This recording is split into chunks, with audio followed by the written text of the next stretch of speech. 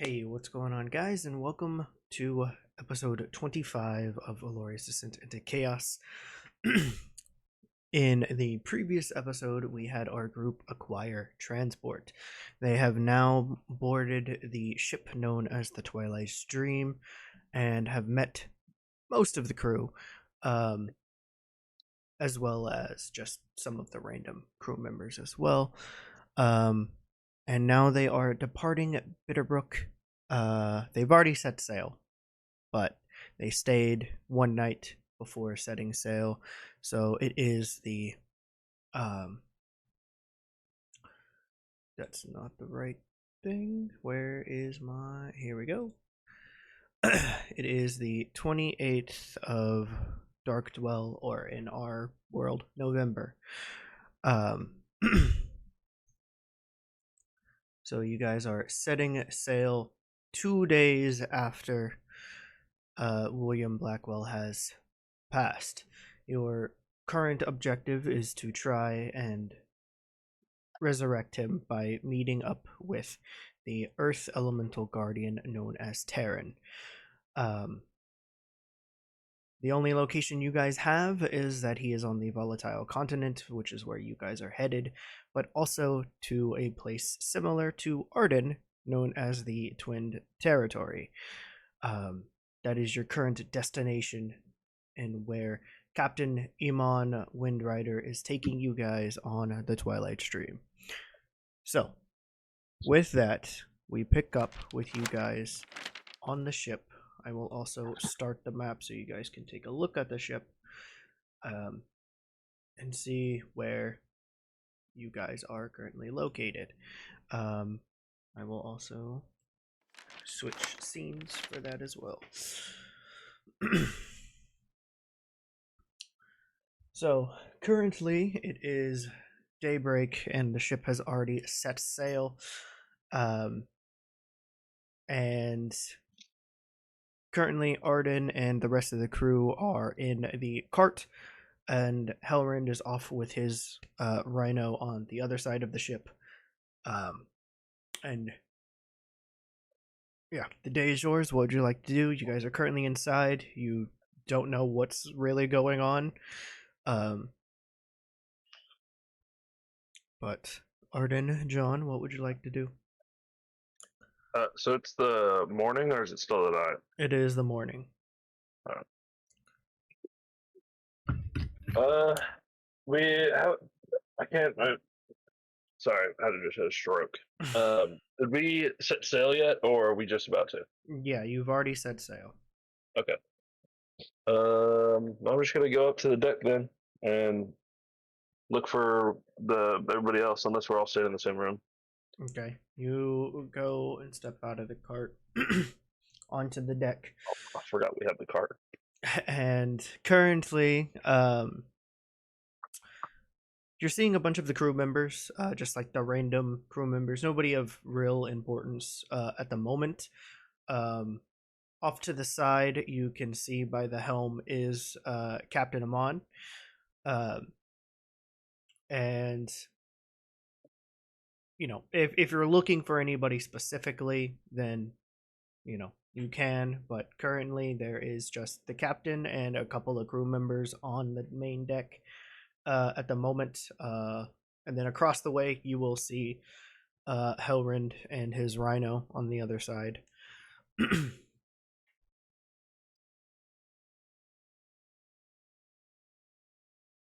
Yeah, I'm not really. I mean, if nobody's chilling, I might go walk up to Hellrun, but I'm just kind of chilling. All right. Really, is it a? Can I do a check for like what my knowledge is of like boats and shit? Of like sea travel, yeah. Yeah. What check would I make? That would be a history, I believe. History, or I'm not fucking. I'm not character. And then I guess tell me what you're specifically trying to remember, I guess. I'm just how sea travel works. I'm just kind of get the details, like what I know about like traveling on sea. Like versus obviously like common knowledge, like hey, we are on a boat and a boat goes across the water. You know, Mm-hmm. I don't really. Just out of curiosity, that would be a 21. Okay, a 21 curiosity heard. Sure, 21 curiosity.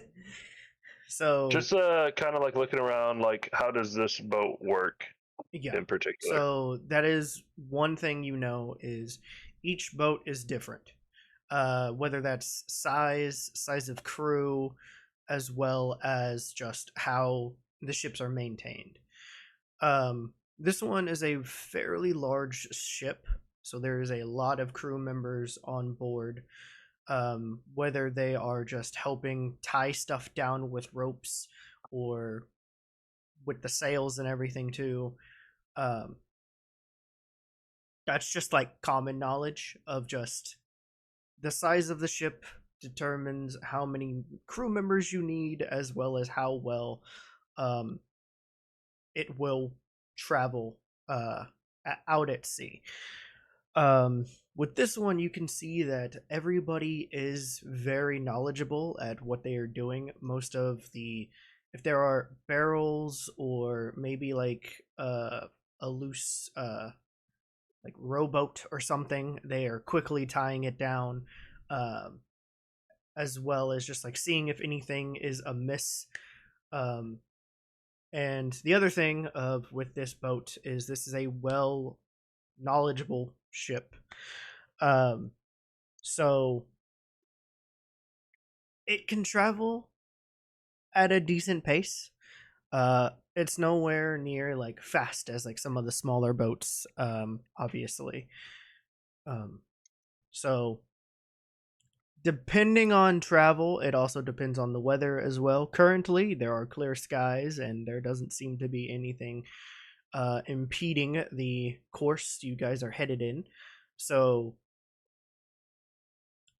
you estimate that it'll take maybe like 3, 4-ish weeks, if that, if it's good weather. If there's any bad weather, it'll probably take a little bit longer. Uh, but you have knowledge of being on a ship. You have traveled across the world a little bit um, in your time. So you have a pretty understandable knowledge on how a ship works, Okay, as well as what most of the crew are doing. heard.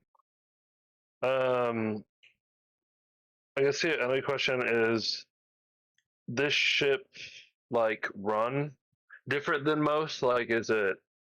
I guess what I'm at is it like a special ship? If not, if it's already a ship, that's Uh, curiosity. Really. no, this one is it is pretty much a normal ship. There doesn't seem to be Just any useful. um anything like different or powering. You do have some even though you have anti-magic abilities, you still have a little bit of magical abilities. You do not sense any of that on the ship, except for the people who have magical abilities, but that's about it. Heard. The ship itself is pretty much a normal wooden ship. What? Heard that. Oh, that's other than that, I'm just gonna be kind of chilling. There isn't. I don't think there's anything to do. Might go talk to Captain later, but All right. Arden, what are you doing? You are currently in the cart. Whether you're in your room, that's up to you.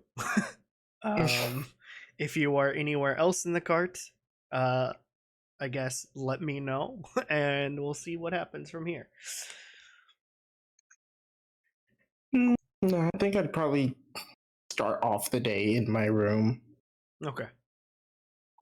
Has anything changed in your room, or is it still pretty much the same? You have you guys have yes, you guys have bought specific items, but I'm pretty sure you guys have also bought just like little trinkets or something else as well along the way. So if you have added anything to your room, then yeah. Hmm. No, not that I could say. I'd probably just tended to some various different plants in my room. Probably redecorated a little bit or just tidied up, but I don't think any major changes. Mm-hmm. You still have the little carvings that John did on your desk. Yeah, one of those. I kind of moved them to a more prominent spot on my desk where it can be shown off a bit more. All right. Is there anybody you want to So, talk to, or if there's anything else in the cart you want to do? There is obviously still like the greenhouse area, um, as well as pretty much. I guess at this point, Nevery. Yeah, you know what? Yeah, I think I'd probably go check on Every, make my rounds before going out for a little bit to talk to, I guess, some of the people on the boat, like the captain or the second hand. Yeah. Okay. So you go, you travel, do your rounds on the cart. As you actually, let me also pull this up here, the layout of the cart, so I remember. Um, there we go. Yes. Okay. So you exit your room, and your room is next to the staircase that leads up to the third floor to where the greenhouse area is. Um, you look across the hall at Nevery's room.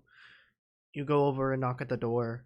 Um, there's no response. Doesn't seem like she's in her room. You go next door. You see Zarlius. He's most likely in his room, not responding. But that was the last place you saw him go, so that's probably where he is. You go next door again to Name's room. It is still currently locked shut with branches. Give me a What kind of It'll check do you think it'll this be? it'll be up to you whether you want to do a perception, nature, or survival check. Ooh. Nature.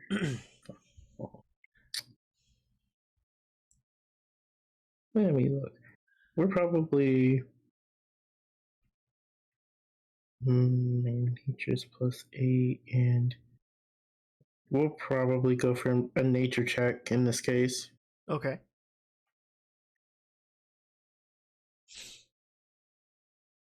All right, 26.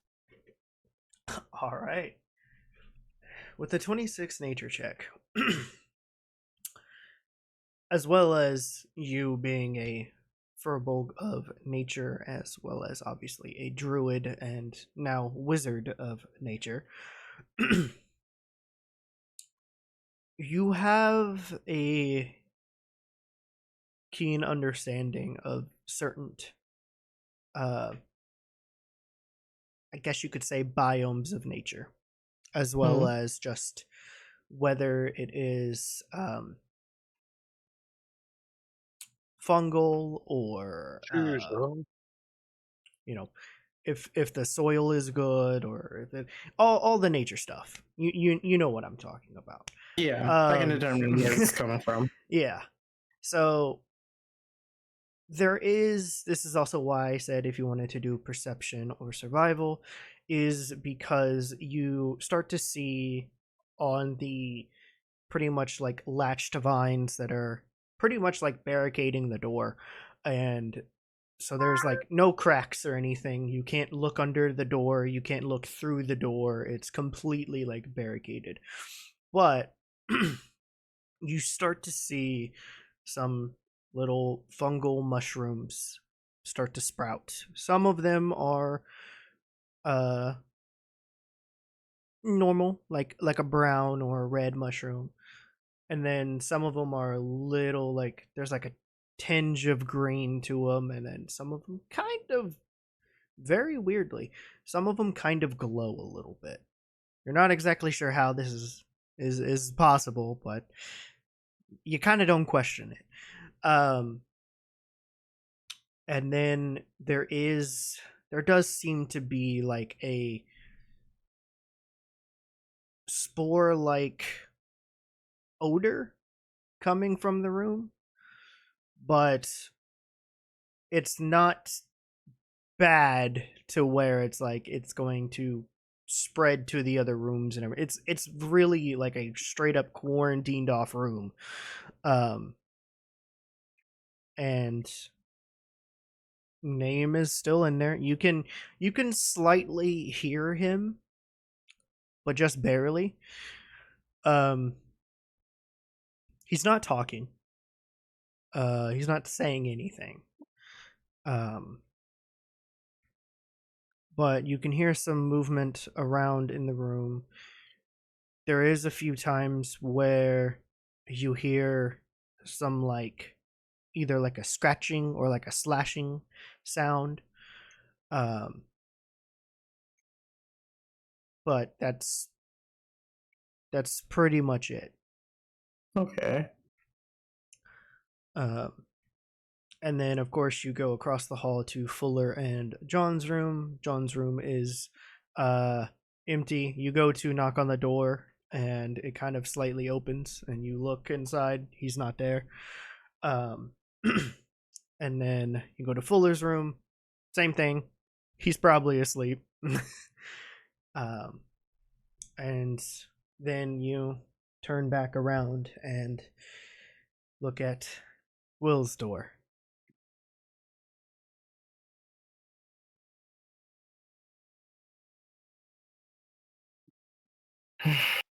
Arden will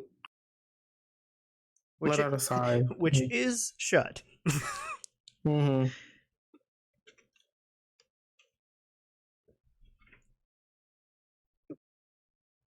Arden will walk up to the door just to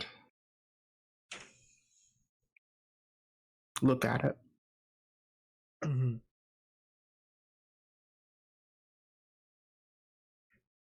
And he kind of takes a deep breath in a sigh, and we're going to get them back. We're going to get you back, and all I ask is that you keep your faith in me while I go on. And Arden will inhale, exhale, and then he's going to go. He's going to go and try and figure out what's John up to today. Okay.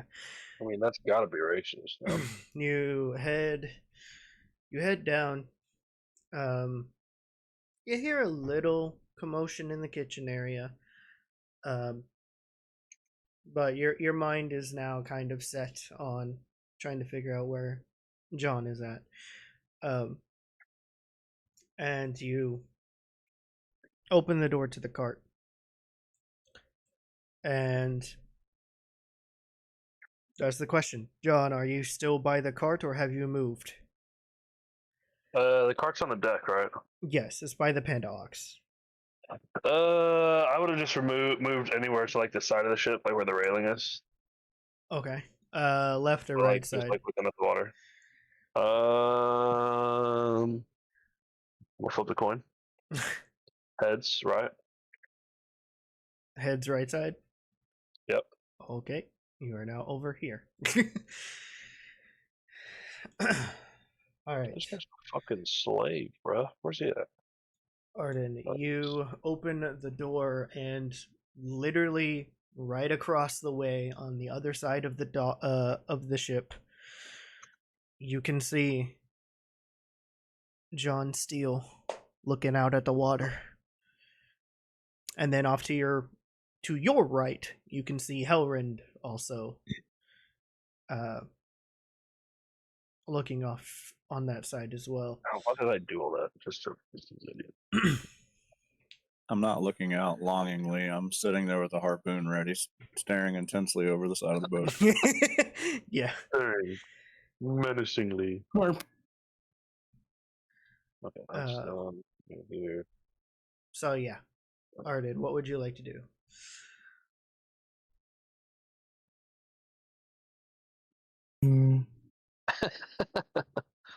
Oh boy.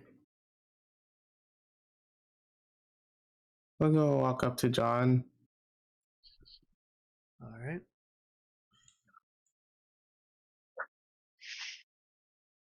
Give me approximately 5 seconds while I switch my mic back over. Where the fuck did it go? No, I don't want to go there. No! I don't want to be able to headset.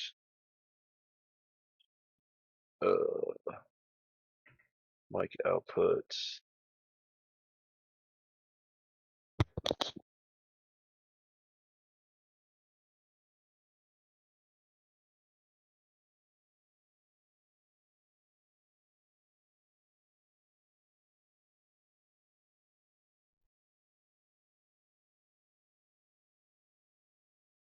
Can you hear me?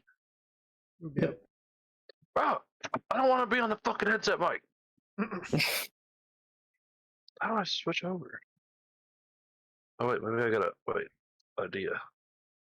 Well, I don't want to remove it. Fuck it. Do I sound terrible? No. No, you're pretty good.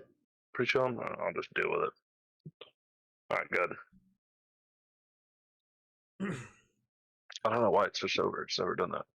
What color is this headset? Sorry. Okay, Arden, you walk Good up. morning. Ow, my toe. You walk up behind John. Hey, yo, pause. You staying out of trouble besides the sea shanties? Keith, are you on the left or right? Or up front? Where are you at? He's to your right. To your right. Am I right? So, like, I'm on the same side. Yes. Okay. All three of you are now on the same side of the ship. Very good. I just wanted to quadruple check. What the fuck is that? Oh, that actually must be fine. I just point at Keith, be like, well, I'm watching for that.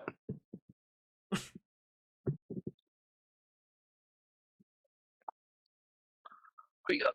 Ugh. Oh, that's so sweet. Why you gotta make it weird, bruh? I'm just what this guy is about to murder some animals, and I'm here for it. I go, wait, I'm not here for it?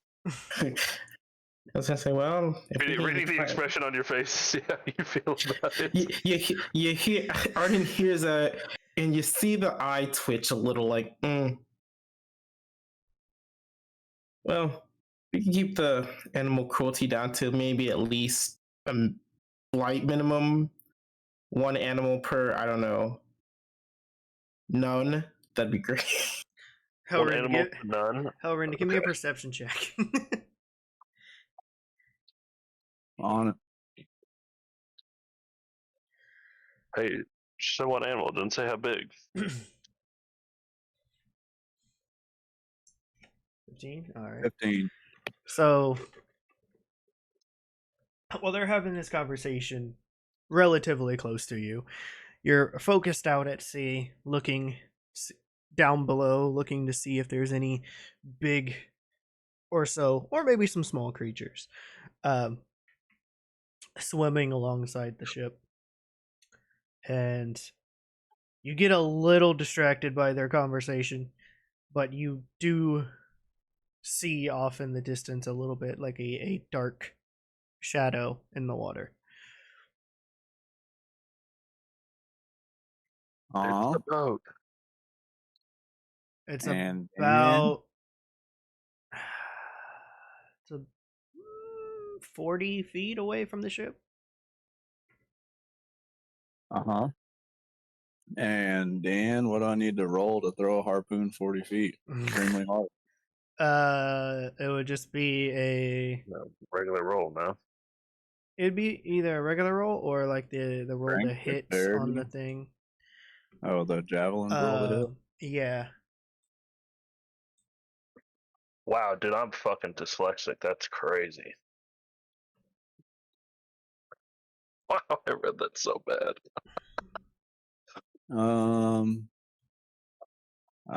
Why don't I have that? Fire javelin. There we go. Yeah, gotta equip it. There you Have go. it equipped. There you go.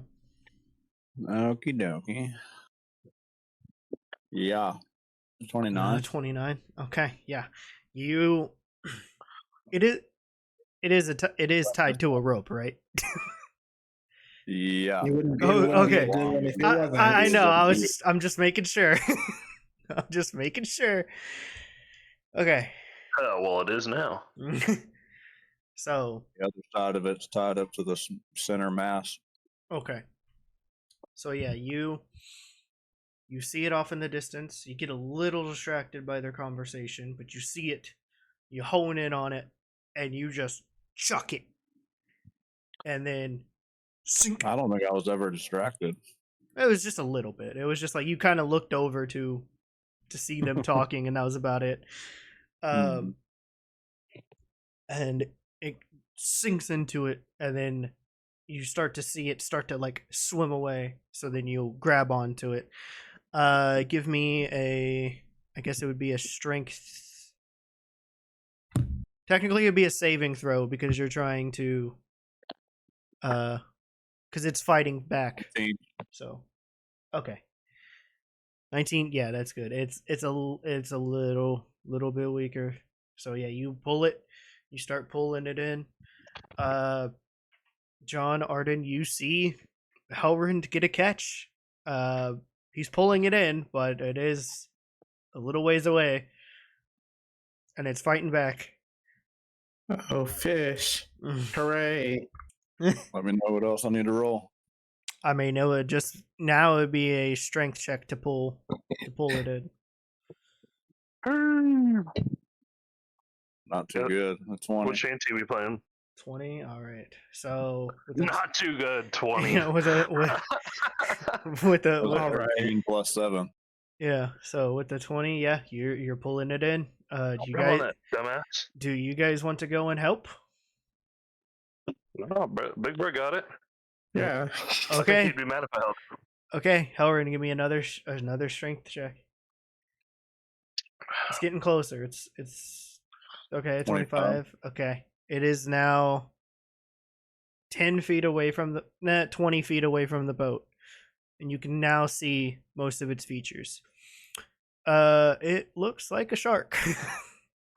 W. Just a plain old shark. Yeah, but it's a pretty big shark. Okay. It's a pretty big shark, like 30 It's feet. actually a Damascus shark. Yeah, like 30, 35-ish feet. Does a 14 get it up to the side of the boat? Yeah. It is definitely weakened by now. And then so it is now on the side of the boat. You got one more. Okay, you're gonna hit it. All right, that works. Yeah. All right, so you Let's get that reach, huh? you look over the boat, whack it, I'm hitting it with the hammer side, yeah. and you whack it. It kind of sinks into it a little bit. So then you just 31 damage. yeah, you pull it up over the ship, and it is now dead. All right. How much HP does a shark have? I'm curious. Dinner's I on don't me. know. I don't think it's a lot. I mean, I can roll for a second attack. Yeah, I don't think it's a lot, but It's probably like maybe 20, maybe. maybe. It seems fair. A bear is like 30, so. I'm not going to say my joke. It's too dark. I'm going to keep it in. Keeping it in. Okay. Awesome. Let me see.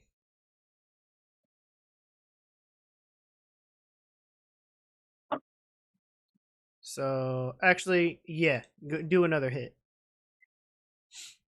Oh, so it's more than 20. It's it with it being a hunter shark, it is 45. Ooh. Yeah, he did. It's dead now. Okay, yeah, He did. it's dead now. It's dead now. I'm assuming on the ship they have a large, like open grill that they can like steal, Open grill. Yeah. like a still Like or a a rock shark. Yeah. furnace that they can cook meat over. Uh-huh. Yeah. Well, this shark is promptly getting cut up and put on that grill. Is getting roasted. All right.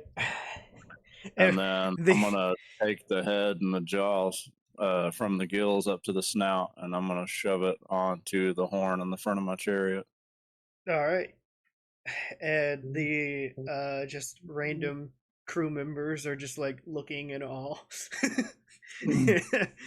By like one, He actually kicked it just by holding it to his body. it's just like one how like fast you did it, and then also the fact that you killed it in 2 hits as well. The random crew members are just like, "Oh my god, did you see that?" And you guys hear the like whispering around the deck. I'm just gonna hold my hand up and wave them off and walk back to my cart and just hope that they start butchering that thing and cooking it up for me. Yeah,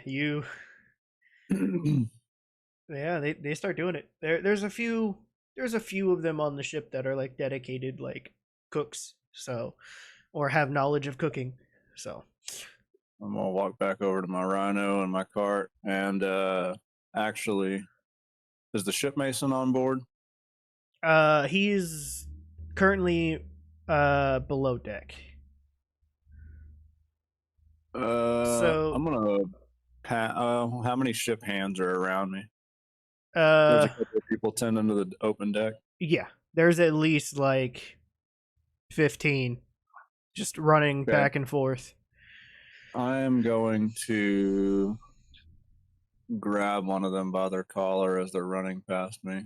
Okay, you see this one guy run, and you grab him, and he gets like starts running in place. So I'm gonna turn him and face him towards me, and tell him that I want a hammer and 3 deck nails, please, and set him back down on his feet. He goes, "Okay, right away." And you see him run, and then below the big main mast, there are 2 stairways down.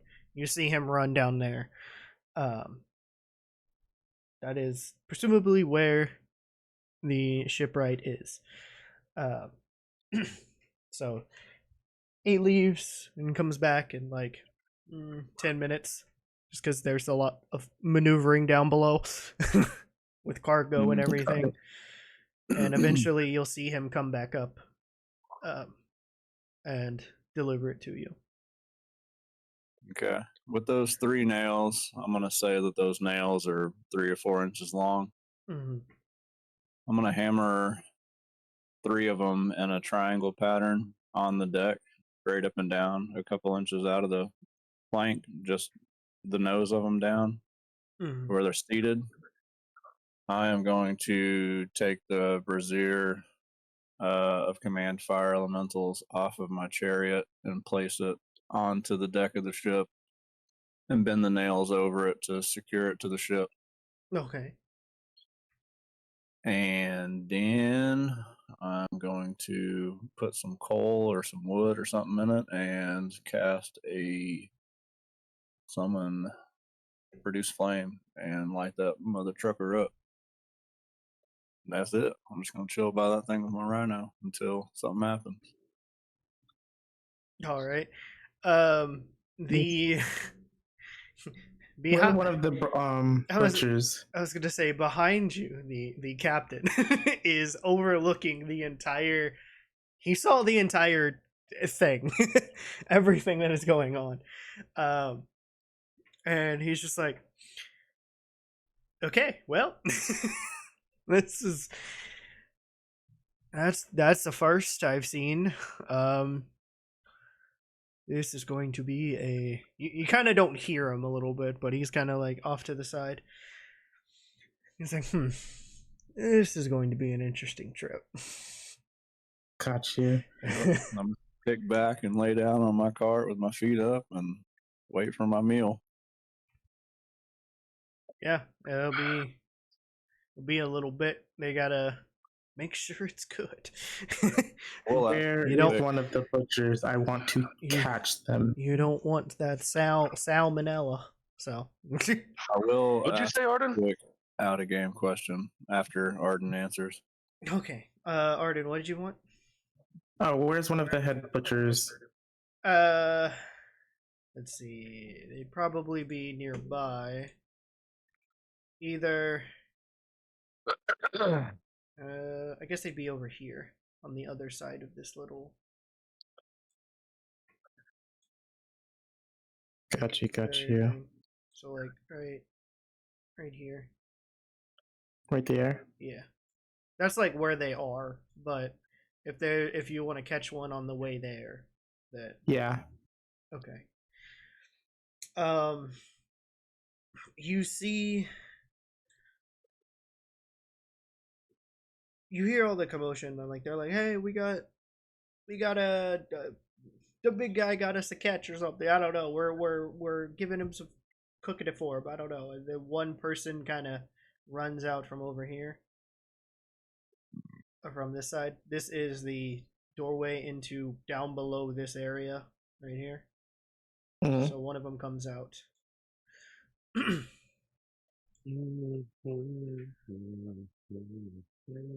And you catch him on the way out. Excuse me. Yeah. Just an individual. Hello. Trusted Hello. individual. I see you're aware of the giant catch. One of my wonderful Employees. fellow employees. Crazy. Sorry, I'm still at work. I need 2 favors from you, if you don't mind. Sure. What would that be? If you could kindly slice the fins and package those separately for me, that'd be great. Second question, to leading to an answer. Have you ever taken out the teeth before? Has that ever been in your jurisdiction? You know, You for will somebody not be who's so doing that. I was gonna say no, as he kind of like looks over and sees that there are no teeth in the shark already. You know, for somebody who's like, let's kill non-animals, now you want to mutilate it and take its body parts. Cool. I mean, But yeah, you Dead. do you, Arden. It goes dead. It's as dead. so as you have this conversation with this butcher slash cook or whatever. Where are the teeth? He looks over at the shark, sees that there is no teeth in it, and goes, "Okay, well, I could get the fins for you." Looks over to where Hellrend is at, and you see him putting the jaws of the shark on his chariot. As he kind of like looks over and points. Yeah, it's the whole head. It's from the back of the gills to the snout. Or Like, yeah, when I oh drove yeah, you on got the boat, whole cut head. the Okay. entire head off and shoved it on a horn or a spike coming off my chariot. Okay, then yeah, he looks over at the shark, sees it's beheaded, and then looks over there at Hellrend. God it. And points, and is like, the head's over there. And that's when you turn and see the head of the shark on the chariot. And he goes, Got it. "Well, I can get you the fins, though." Do you want the tail, too? Yes. Give me the Okay. fins and the tail. Okay. Can I ask you what you need these fins and tails for? I mean, We'll find out. you guys are You'll like, find out. I mean, yeah, you guys are like in earshot at this point. So, My thought is they're not pretty flashy. They're leather. They're not like fins of like a fish. No. That's not what I need those for. Okay, I got you. Okay. He goes, "Well, okay." And you see him kind of like walk off, and he's like, "What is up with this crew? What's up with this group?" Um, I love that that's out of this question. Yeah, I just got everybody food. He just talked to a furbolg, by the way. And that's his question. yeah, what is wrong with this group? Yes. Just spelled probably the two strangest creatures. You have a fire giant, a furbolg, and then just a human. And then just a And then human. And Yeah. then a furry. And then a furry. Mhm. Yeah. You are the least imposing person on this. I know. But I've already tried to murder one of the crew, so. No, I wouldn't say try to murder. Just scare And very bad. So yeah, he goes off, and does that, and yeah, your guys' is the first day right off the bat is already eventful. So I expect nothing less from Keith. is there? Sorry. I'm Oh, gonna yeah, you jump had, in because I thought that I was gonna have to laugh about something, but it only happens when I kill a humanoid, so it doesn't pertain to this. But if I kill anything with that Hellfire Javelin, a lemur devil fucking tears out of it. So, but it's only humanoids, so we're good. Okay. Oh, okay. All right then. Be like full initiative. Awesome. All right, so first day, first catch, a little interactions with the random crew. I was gonna unlock a new skill by the end of this. Yeah. So yeah, Arden and John, you've seen and interacted with some of this. You still have the rest of the day. If there's anybody else you want to talk to or find. I mean, I don't think there's anything to do per se. If there's something that I forgot that we were gonna do, then I forgot. But I mean, we're just on a boat, just traveling. I mean, there isn't really much. That's not like I'm steering a boat. I don't need to steer the boat. I don't need to row the boat. Where my margarita Get into nautical hijinks. at? Yeah. I'm gonna start playing sea shanties here in a bit. We were getting to that. All right. We were so getting to that. All right. Another quick question is, when nighttime comes, foreshadowing, I'm going to summon my elemental if it doesn't burn the ship. It definitely I would burn mean, the ship. it should have a hover ability, so I think it should be fine.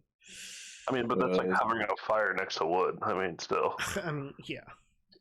That Yeah, shit's- I didn't know if the body was like all the time. Like, so if a water elemental, is it fucking just leaving water all over the place? Is it Yeah, it would. Yeah.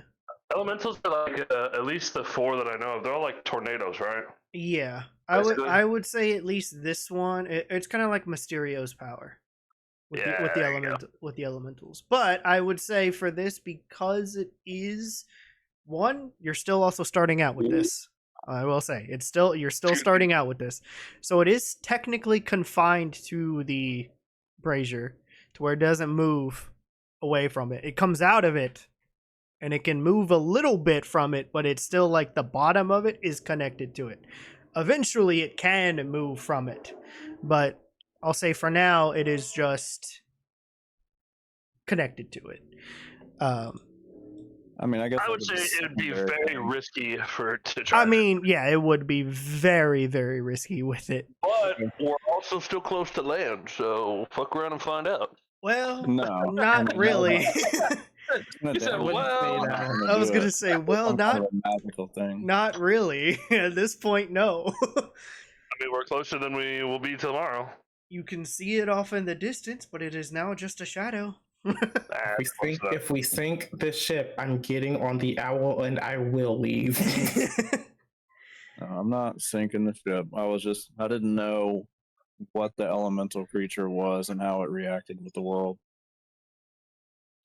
You can always, if you go to like on your dungeon, you can always look it up, and it I've has seen the a picture of it, definition. but I don't know what the magical skills around it are to like keep it contained. Because you could so never you do have that inside to- a building, because that thing would fucking suck all the oxygen out and kill people. Right. Yeah.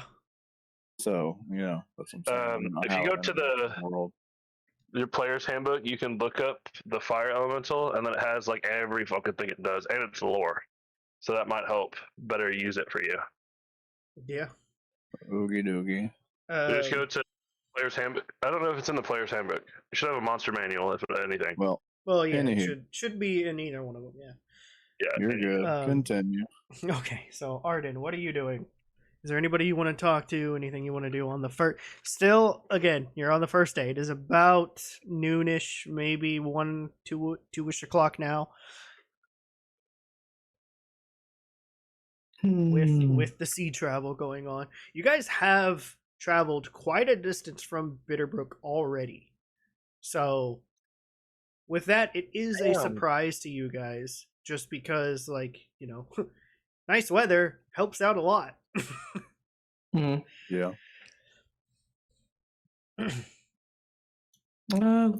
Let's go try and find that first mate, shall we? Okay. I mean, technically, Oh boy. technically, the first mate is the navigator. Is that Selene? Yeah, because there isn't actually like a first. Oh, mate I didn't write their person. names down. So there are 5. No, take the back. There are 6 named characters, and you guys have met 4. What's the boat's name? I need to write this down real quick. I didn't write it down last session. Okay, so the boat's name is called the Twilight Stream. Definitely remember that. And it has the figurehead, I think, was a sleeping dragon. Figurehead. Sleeping. Oh, it's T's. Nope, not an L. All right, and then the captain. Captain is Amon Windrider. AMON. EAMON.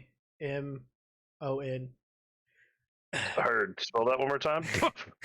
EA. EA. Mon. Sports. Yes. I'm on. Yes. Last name. Windrider. I got that one. All right. The next one first is mate. The navigator or first mate is Selene Starfinder. SELENE Starfinder.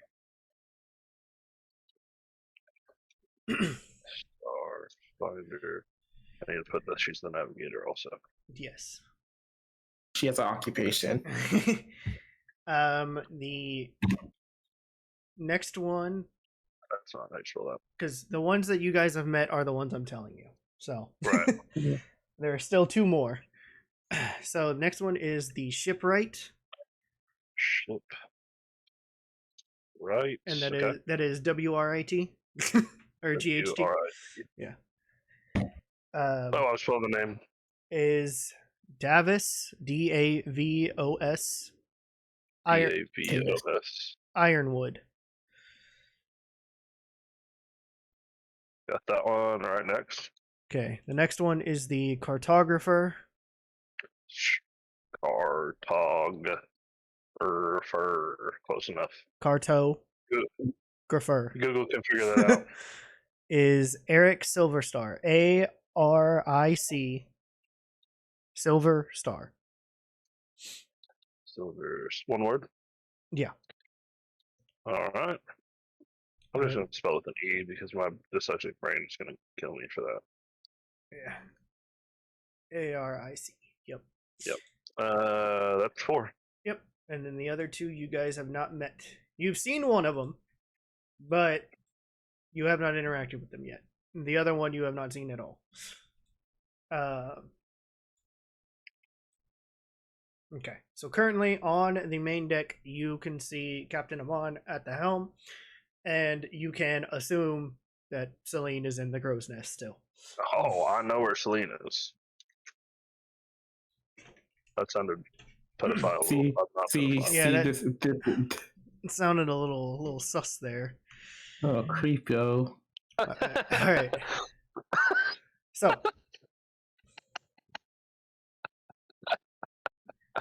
Okay.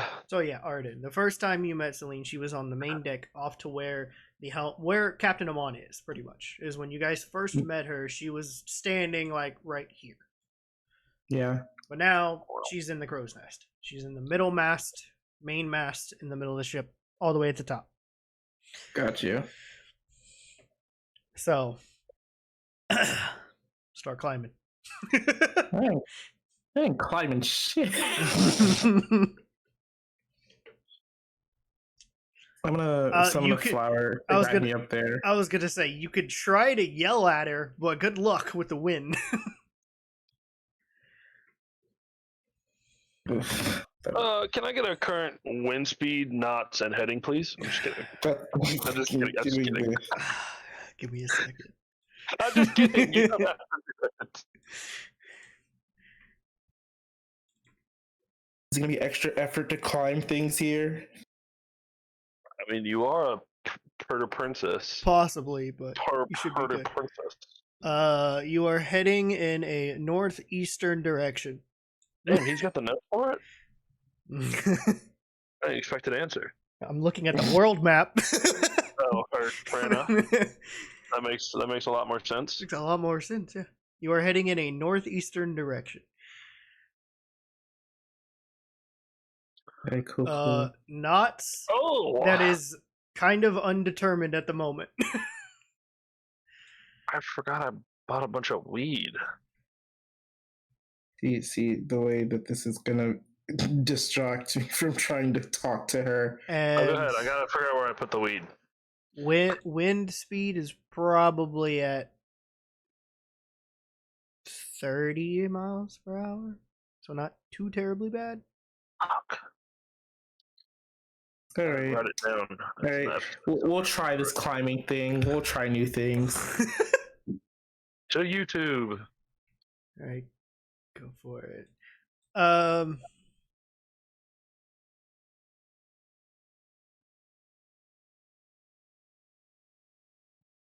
guess it would be acrobatics. So, as you said, if you're in a tricky situation, perform this, or athletics. I think it might be athletics.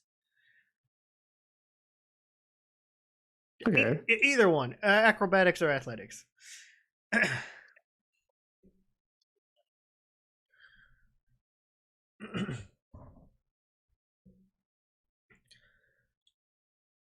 Let's see.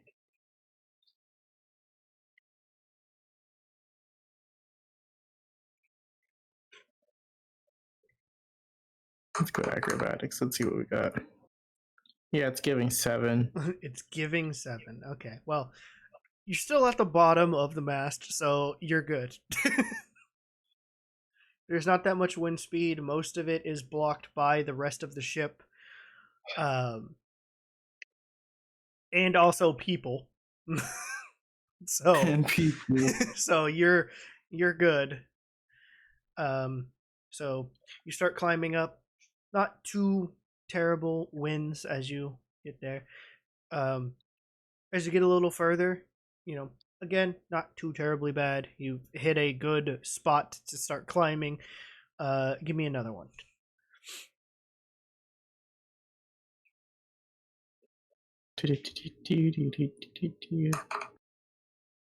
All right. 11. Slow and steady. Yeah, slow and steady. Yeah. Winds are picking up a little bit as you get a little bit higher, but you are still holding on. At this point, yeah, your fur is blowing in the wind. Arden, I fucking hate you. I'm trying to figure out what I bought from Sniffy's, and he keeps cracking these bucket banger jokes, and I can't tell if it's you right now or if it's you in the video. It's pissing me off. All right, you get further up. You are now halfway up the mast. Give me another one. All right. This is either acrobatics check, half mast. Let's go. Yeah, this is either okay. 10's not that bad. Take a blue chip, maybe it'll be a full man. All right, now you're getting closer to the top. Winds are picking up. Oh, yeah. Winds Yeah. are picking up. I'm sorry. Give me a dexterity saving throw. Don't, Trevor, don't fuck with me. Don't fuck me up here. It's very good. Dexterity saving throw. Let's go. 14. Oh, Yeah. you said dexterity. Yeah. Or yeah. Oh, it Well, should wait, it you said should be dex this. saving throw, not. Yeah, dex saving throw. Well, it's still a plus Oh, okay. one. It's still a plus Okay. one. So it'll be, so yeah, 14. Yeah, you're good. You start to get blown off, but you're holding on too tightly that it kind of just like moves you a little bit, but you're still good. And finally, you reach the top. There is a little hatch, a little trapdoor hatch, at the top. You can either open it or knock on it. It is your choice. You know, I believe in manners, unlike other people here. I'm gonna give a polite knock to announce my presence. Okay. You knock on it, and you hear footsteps from above. Walk over, and you hear the latch open, and looking down at you is the half-elven woman, Selene. She looks at you. She sees the you pretty much like blowing in the wind and almost being flown off, but not. You're able to keep your composure and not freak out. Mhm. So she bends down a little bit and reaches an arm out to you to pull you up. Thanks. She goes, "You're welcome. Enjoying the view, are we?" Yeah, just want to come up here, look out a little bit, conversate. I could have flown up here, but I wanted to, try new things and do it the old-fashioned way. Fly up here. Well, it may be a little tricky with the winds, but And I wasn't willing to try. and she goes, "I can see that." So, what'd you want to talk about?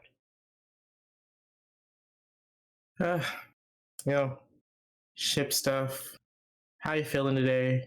I don't think we're gonna die yet today. What kind of things do you find on the ocean? The funniest thing is you're just like, "I don't think we're gonna die today." She just like, "What?" Okay. Well, first off, yes, no, we're not going to die. The sky is pretty clear. We're heading in a good direction so far. If we use the winds to our advantage, we should be able to pick up speed and get there hopefully in a decent time.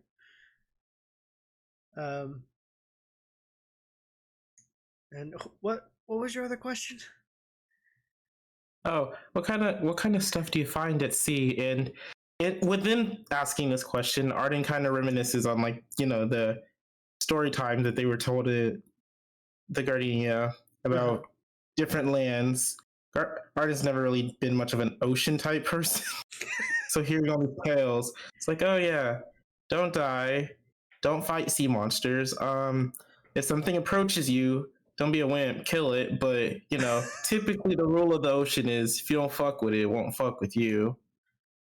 Typically, but we have had our fair share of not messing with things, but still getting messed with. So,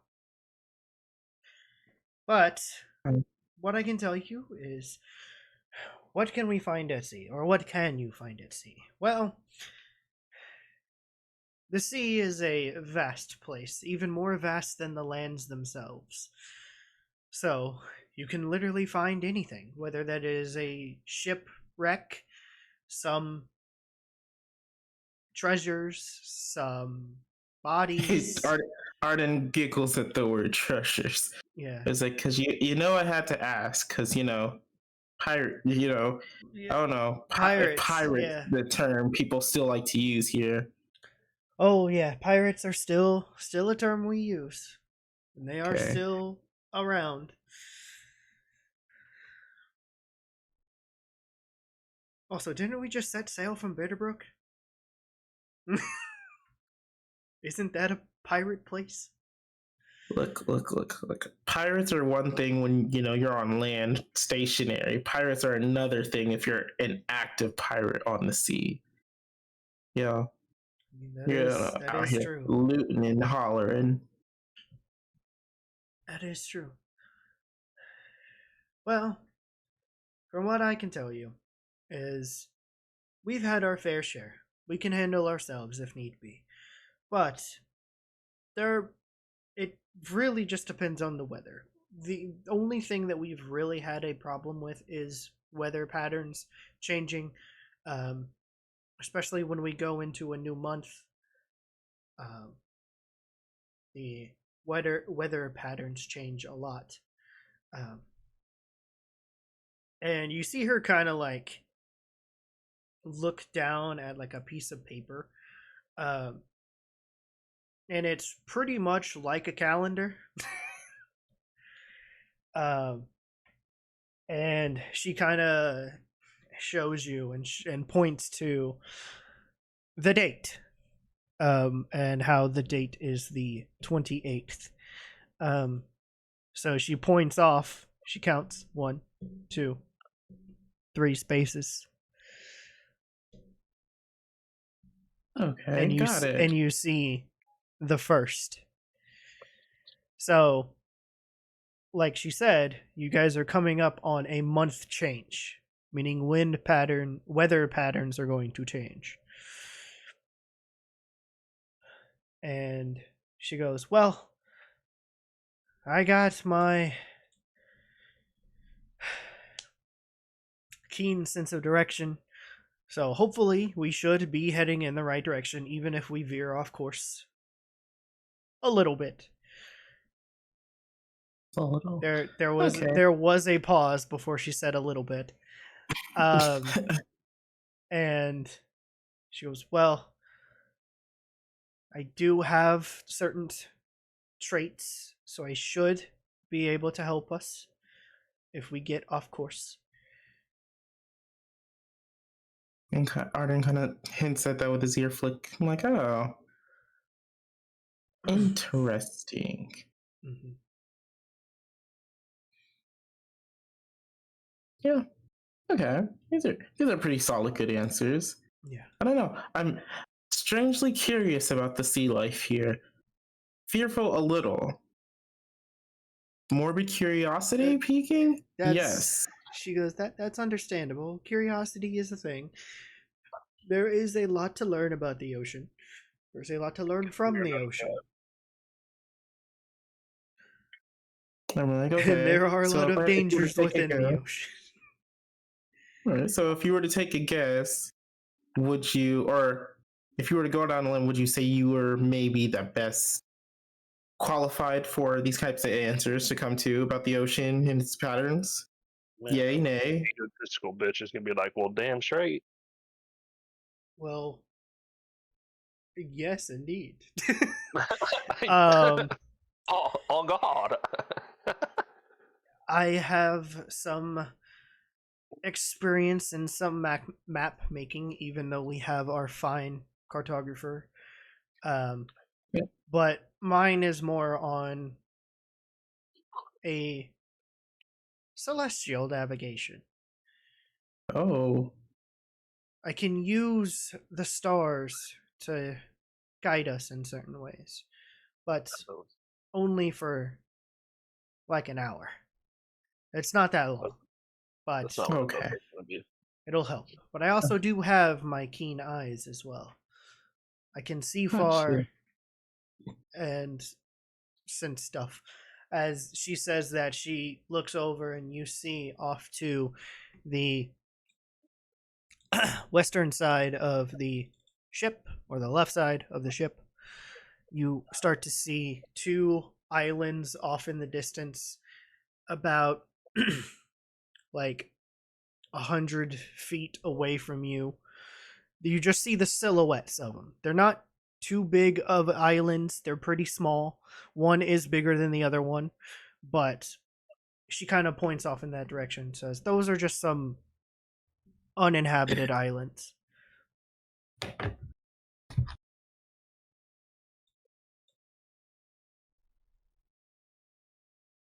Okay, you know what? I feel like that's a good adventure sometime. So in this star predicament you've got going on here, If we travel through the night, I can be of use with the guiding stars. I might have to, and I don't want to sound presumptuous here, but I might have to come back up here and witness that. Is this like as what you are? Is this a magic? And when Arden says words magic, I'm like, is this something you can do? And he's kind of like piqued. His interest is very piqued in this moment. She gives you a slight smile and says, yes, it is a bit of magic.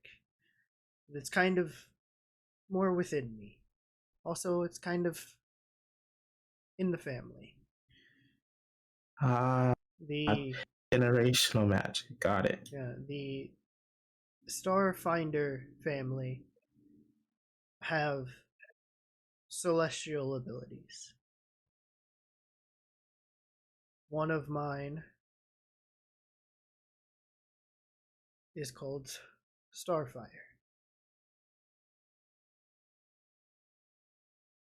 It does some radiant. It shines some radiant light, but it does some damage too. Okay, I see. But it is also good as a beacon, if need be. A beacon of hope. Quite fitting for the navigator. Arden kind of smiles towards her. It's like, well, I, for one, would like to humbly request witnessing this firsthand.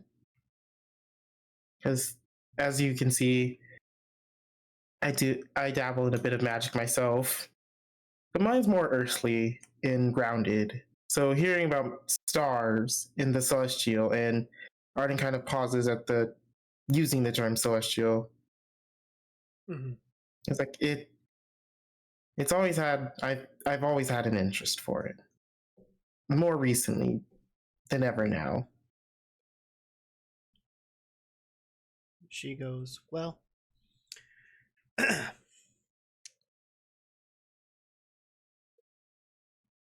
wouldn't mind showing you. So, if you would like to see it, come back here tonight and I'll show you. Aye, aye. Oh yes, and by the by, I do want to be learning more pirate jargon. So feel free to tell me a couple things. You know, the star and the port and all that. Oh, okay. Arden kind of closes one of his eyes and like folds his pointer finger in like the hook motion, like yeah. She lets out a little chuckle and is like, I'll do my best. All right. I think I should go pay. Speaking of that cartographer, I think I might go pay a visit to him. I will see you tonight. She kind of like looks down and sees the captain, and then sees that nobody else is on the deck of the ship. And goes, well, he either might still be sleeping, or he might just be in the crew quarters. It's in the front of the ship. Got it. All right. I will descend. Watch me not die. You will descend. She sees you down the hatch and closes it. You hear the as it closes. Mm. And now you can slide down, I guess. Lie down. I'm not breaking anything. Yeah, I'll lay down. It's the fastest way down.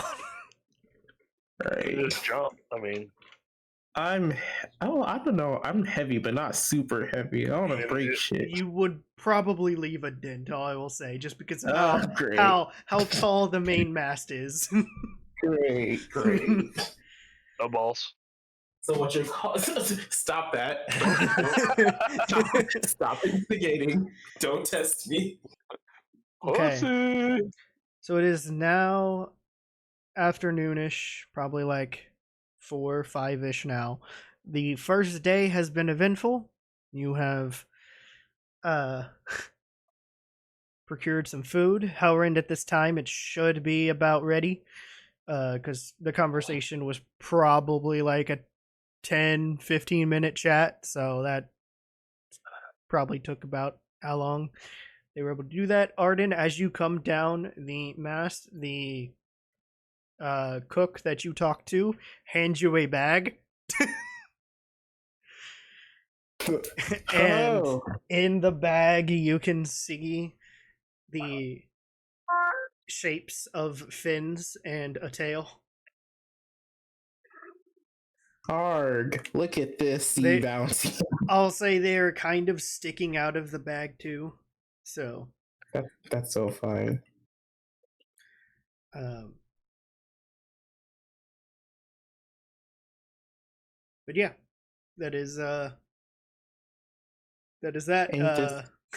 Ain't this a beaut? Thank you, fine sir. I will take good care of these. You're welcome.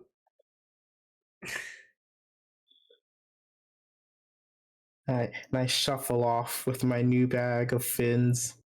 Okay, where are you headed? I don't know if I should visit the captain with a random bag of fins in my hand. Be like, hey, what do you got there? Oh, fins. Don't worry about it. I mean, he can see everything on the ship. Oh, then we're fine. We're gonna go hit up homie. Okay.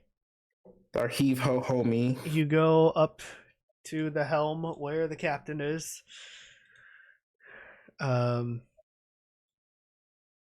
And he is there. At the deck of the ship. I also just realized I did not have Selene up during that whole conversation, but oh well, it's fine. All right. We'll get to it whenever you go back to her. But yeah, you're here at the helm with Captain Eamon. He looks over to you as you're looking at the helm of the ship as well as him standing here. There does seem to be what looks like a attached bit to the wheel, and it is a compass. Sweet. So it's like attached to it.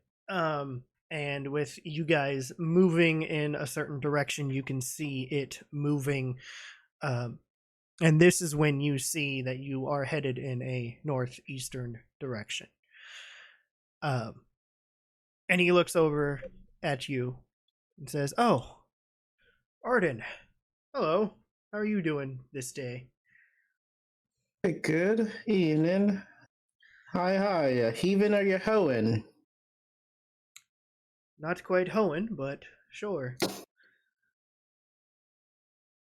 Gotcha. Beautiful day out here. Nice food. So, what's with the fins?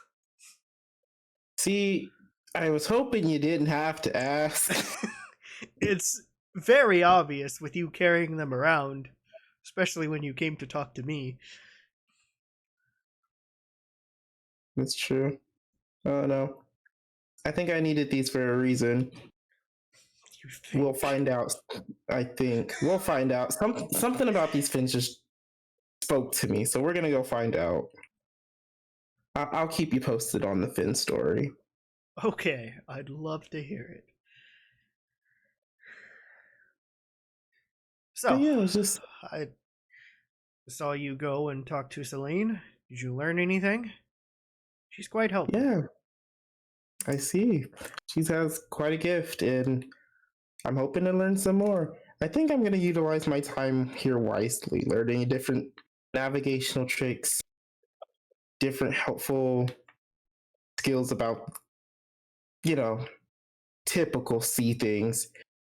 I'm hoping not to hear sea shanties. Oh God, I was going to ask you, y'all don't sing sea shanties, do y'all? Occasionally, sometimes, never. I just need the answer here.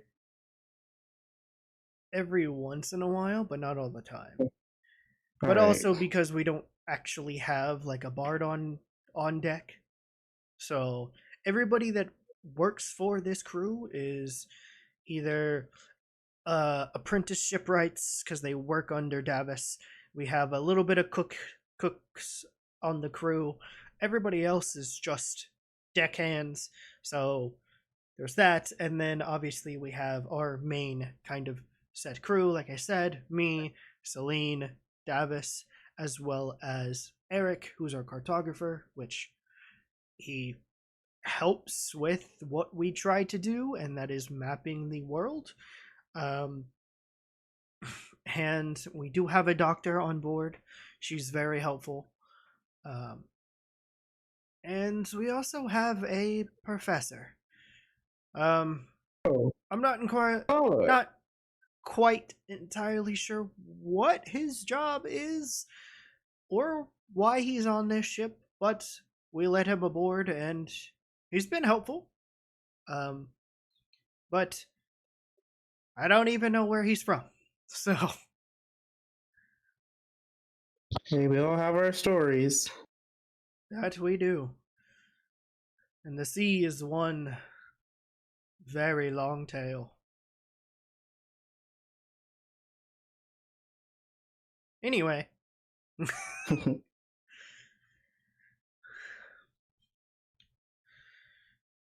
what Yeah, no, no, you go. oh no, I just want to come by, check on you, see if I can learn a couple of things. I don't know, I feel adventurous, and I think for as long as we're going to be traveling, I feel like I can pick up a new sea fact or a new sea skill each day. I'm going to become a seaman one day. Gives a slight chuckle with that and goes, "Well, You were once. you can always learn something from everybody. Each person on this crew has a dedicated role. Even though they are different, we still work in balance. So you can learn something from me, you can learn something from Selene, and you can learn some from the rest of the crew in their respective departments. Again, the professor, I'm not too sure, but maybe. As he kind of looks at you and then sees your spell book on the side of your on your side Mhm. and goes, "Okay, maybe you can learn something from it." And it kind of puzzles and was like, well, I think he'll be my next one to go to. Well, I'm sure Selene told you, but as you can see, none of them on the deck right now, so they're probably in their quarters.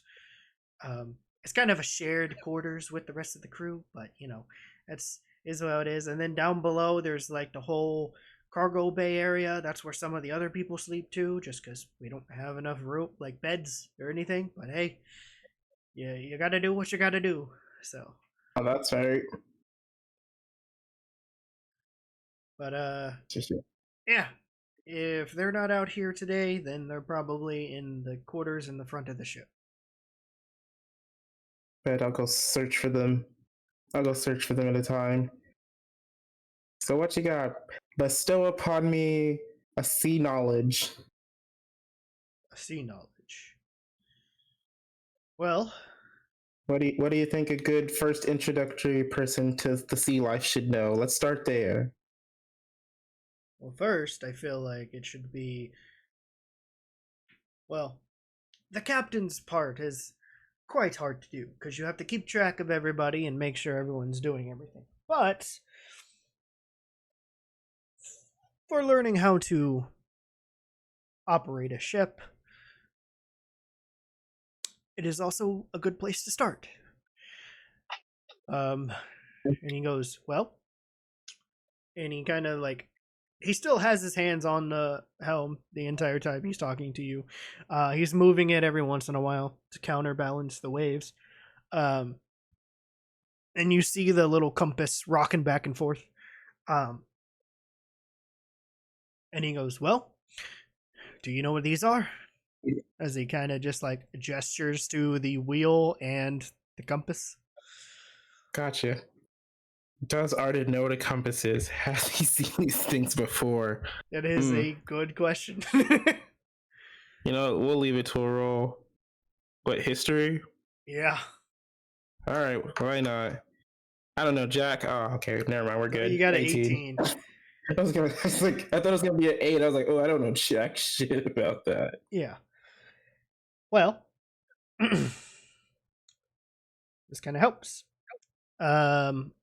Again, throughout this journey, you have been recalling times of history from your time in the Gardenia and your time learning under Viscera Snapdragon, as well as a few others.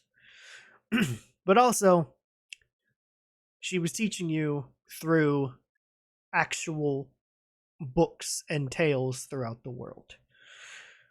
Some of them were in encyclopedias, some of them were just picture books, kind of showing you some of certain aspects of items or knowledge, and one of them was a ship book.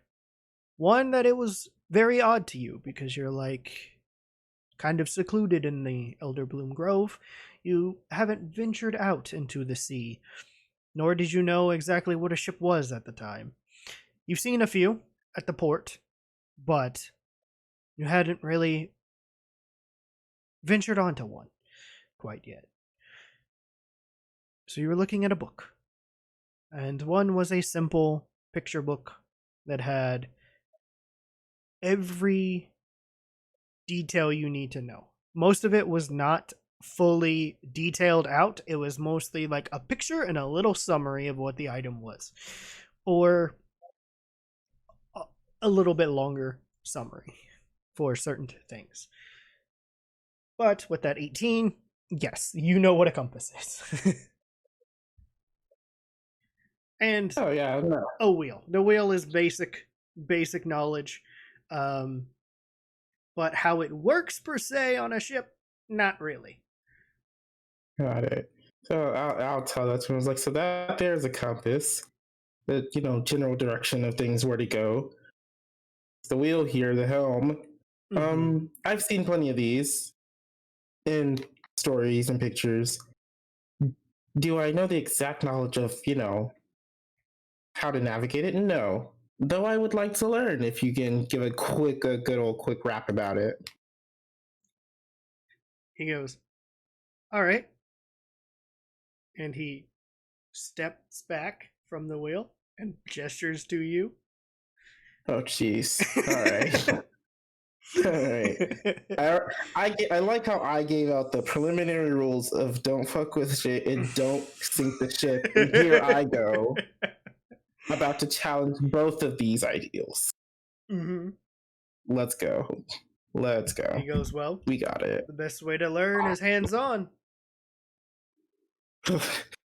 And Arden kind of looks at him like, It's just like, unsure. It's like, oh, okay. We signed a contract before we met, just BT ups. He's standing. He is now standing off to the side a little bit. And you now could move over very hesitantly to the helm. And he goes, got it. well, think of it like this. If you turn the wheel to the right, do you do that? Mm. Yeah, yes. Okay, you slowly, because you're so scared and hesitant to actually do The this, slowest. you turn the wheel as slowly as possible, and it is With quite funny because it does creak a little bit because you're going really slow. I was like, I have furball hands. I break sometimes if I move too fast. We're not going too crazy here. Yeah. So you start to see the sails shift a little bit in a direction, and then you also start to see the ship veer to the right to the right a little bit. And then as you kind of like it's moving very slowly, but there's enough of like the wind and everything that it kind of catches you off guard a little bit. So you kind of like look around and you see the aft or the back half of the ship behind you kind of swerve a little bit. Can kind of hear him growing a little like, yeah. What witchery is this? And then he goes, and at this point, Amon kind of steps closer to you to your side and turns the wheel back to the left a little bit to balance it out, and goes, "See, it's not that hard, but obviously with wind, you have to try to control it a little bit. You got to counter it, but not too much, because if you do, you'll swerve the ship in the complete opposite direction." Huh. Swerving. Yes. You have to have a control over the entire ship. Think of the ship as yourself. You don't want to crash, do you? Oh no. Then have control. Maintain control. All right.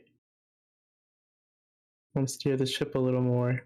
This seems like good progress here. Mm-hmm. And as you're just slowly like moving it, you're like rocking it back and forth. You're also doing the big turns every once in a while. You look down at the compass, and whenever you do like the big turns, that compass is just moving.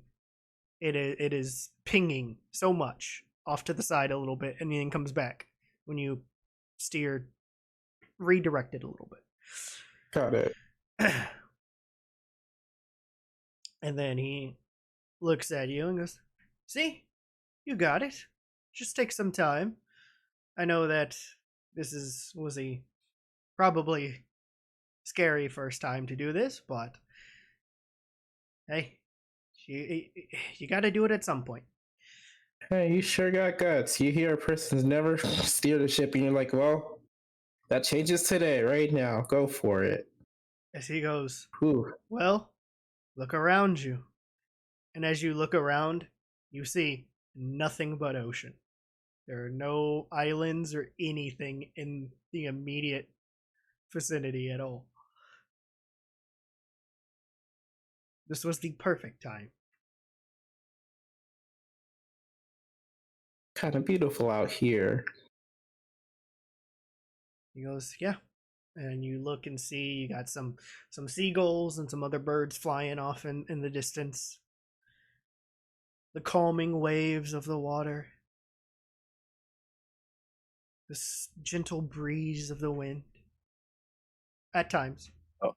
Hellrend snoring with sleep apnea. Yeah, you'll hear an occasional off in the distance. Starts swaying the ship. Rock goodbye, Hellrend.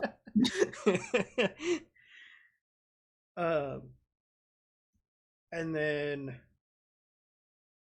yeah.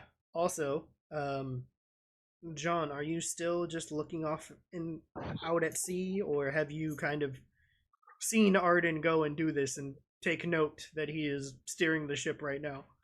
I need people to know who. No, I need y'all to know who knows that I've steered the ship, because that's gonna be something I tell in the morning. Like, so guess what I did? Hold on, give me a second. That's a nat 20, a nat 1, so no, I don't see it. Okay. Yeah, you are just enamored with the sea. I was looking around, but was not paying attention to the helm. Okay. I do have a question. Mhm. So I was looking at like the inventory I got from Sniffy's, didn't add it, and we did not say how much I got. Now I did the math. So I have 200 bundles of the mystic bundles. Mhm. I have 100. It was $100 or $200 worth of Kush. So however much that was from Sniffy's. Yes. $500 for transport, and then the rest I was gonna ask, since I did 3,000. The rest was gonna be like I don't know what other bundles he had. I was just gonna dump the rest of the Ford. What would it be? The other one was just like 500. he had a variety, because you did also get a variety pack too. You got the mystical bundle, but you also got the variety bundle too. Okay. So And I that put was 3,000 just in it. yeah. 2,000 was for the mystic. 100 for Kush. 500. So however many 400 gets me the variety. Mhm. Ooh. And then like it's literally like pretty much there were random ones that I have. I'll look it up, and then also whatever Arden needed as well. So there's a I think lot. the only thing he needed was those bundles, right? Yeah, Or did you need because those? the bundles had some of the herbs and plants that he needed. So Smoke sesh episode. And the inventory from Sniffs. How many of the variety bundles did I get from 400 gold? 400 gold. I think it was about like 200. maybe like Mystic. 5 or 6 bundles, but in each bundle it was like a lot, like 20 to 30 in a pack. Because the mystic bundles were 10 apiece. I don't know how much the variety bundles are. I don't know if you have your price written down in your notes. Yeah, I do. It's in his little Word doc. And then how much, like, I guess, uses of Kush do I have? Enough. So just Enough. basically endless. Enough. No, enough for the travel. Enough to fill those lungs. So I'll just say 50. Sure. Because that's 28 days. I probably had more because I bought some more before. So 50 uses of weed. Variety bundles.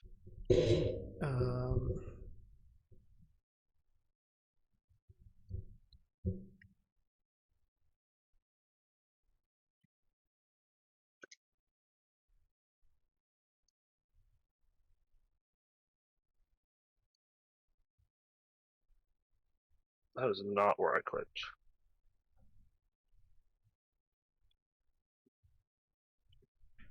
Okay. Variety bundles. How much is it? Well, you can just tell me how much they're worth, and I'll do the quick math. I mean, it was about the same, if not a little About less. 10 a bundle, so Yeah. So I have 40.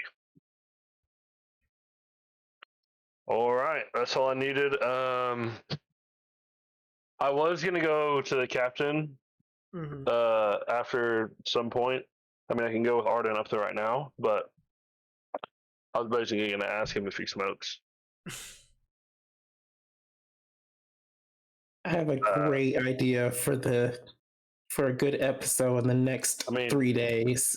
This is an epic circle now. Yeah. But that's what I was gonna. I was just trying to figure out how much I had, Okay. which I had bought 24, so I have 70 total. All right. Can I make custom items for my inventory? That's why it's in there. Yeah. How do I do that? Do I go to manage inventory to do it? Manage. No, I add think it's custom just item. yeah, add custom item. Yeah. Okay, I'll do all that. All right. So then, Arden, how long would you say you do this for? I'd say we do this for a good 10, 15-minute kind of session. Okay. Chatting. We're like, hey, what's this terminal? What's port? What's starboard? Just ask some basic trivia pirate questions while casually handling the helm. He's a pirate. I'm telling you, I'm gonna ask these pirate questions. I need these myths debunked. Arden's only read these things. Here's the thing. He can tell you a lot of different things he knows because he's read them or someone's told him from their firsthand perspective. But until Arden does it or sees it himself, it's still that air of skepticism. Okay. He goes, well, port is the left side of the vessel.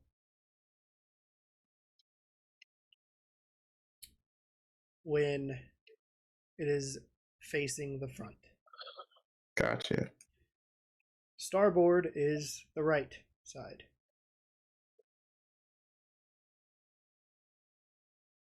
The bow of the ship is the front. So most likely where most of the crew is at. And the aft is the back aft, where we are currently standing. Got you. All right. Port left, starboard right, I think. Aft is back, bow is front. All right, that seems pretty simple. Yeah. Next question. How many of you have said ARG unironically here? Unironically? Do y'all still do that? Does anyone still do that? I mean, that's got to be racist. So. Not on this ship. It's a pirate. It's an occupation. Pirate is a race. All Let's right. start I was sleep gonna say, singing sea shanties. We aren't necessarily we're getting- pirates, but No, you seagoers. I'm sorry. seagoers are. Seagoers, sea travelers. Listen, what do you want me to call you? No. So it's like, okay, so no one says ARG. We are There are voyagers. treasures. That is what we are. Okay. Voyagers. Voyage. We travel. Okay. All right, And cool. at this point, he kind of like steps in front of you to get back on the thing. And kind of pushes you off a little bit. And he's like, all right, well, you can go write that down now. See, I just need to know these couple of things because, I've only heard stories and I've heard a lot of yeses and a lot of no's and a lot of lies. So I just need a good fact checker. And you seem like a pretty knowledgeable person to fact check these things for me. Yeah. I am the captain of this ship, so. I am the captain now. That makes sense.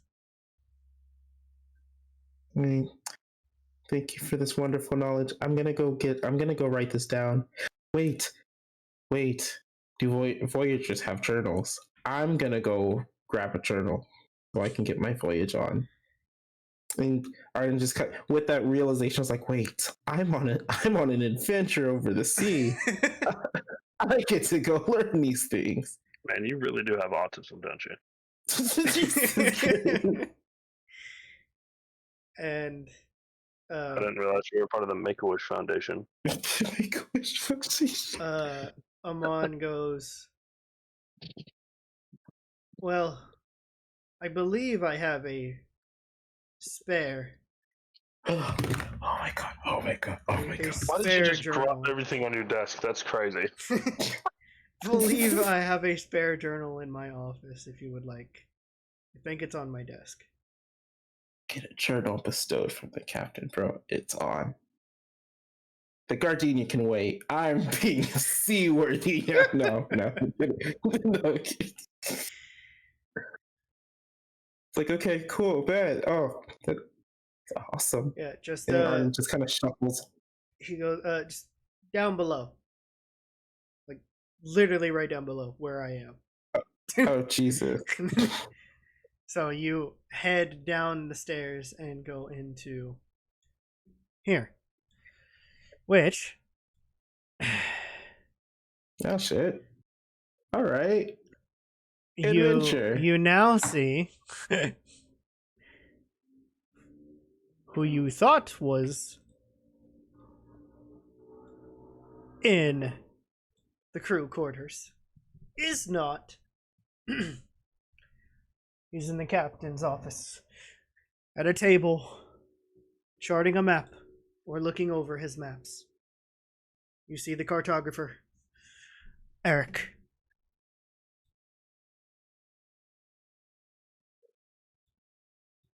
So as well, greetings, Aric. Aye. We're gonna have an aye counter, Yeah. and it's all going to be It's only going to be Arden. no one else. Yeah. And yeah, so he turns around and sees you and is like, "Oh, hello. I met your one of your companions, the Zarlius, was it? Mm-hmm. You seemed interesting and wanted to know more about some of the maps. My maps." Aye. Wait. Oh my god. Cut it out. Cut All it right, out. We're not. that We're is- not a pirate. Hold on. That is 3 now. That's 3. That's how many D6 you're taking after the end of this. Jesus Christ. Okay. Yeah. Yeah, they're out and about right now in the cart. If I came down here for a notebook because I learned some new shipworthy facts today. And I kind of just was like, I hit the ship. Can you believe it? Well, I thought I felt something while I was in here. Okay. He goes, "Well, the captain's desk is over there," and he kind of points, and it's this desk over here. Gotcha. I gotta go find that notebook. You Gotta go write down these over. things. There is like a map sprawled out on the desk as well, but this one's more of just like, it's more of writing. It's not really a map, it's more like parchment paper. Gotcha. So there's some writing on it, but it's not anything too extravagant, I guess. And then off to the side a little bit, you do see a little stack of books. Some of them are written on, and one of them is not. It's completely blank. We'll get that one. How's it looking? Rusty and dusty? Not really. The other ones have seen some wear and tear. This one is still fairly new, but it does have a little bit of wear on it, especially because of the climate and everything. But there doesn't seem to be any like torn pages.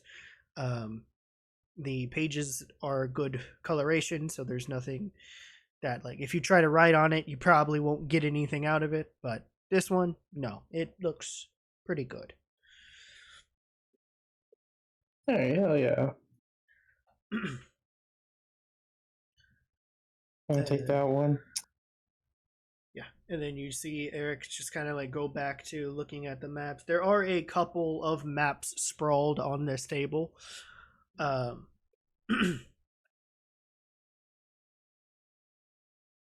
If you would like to take a look at them.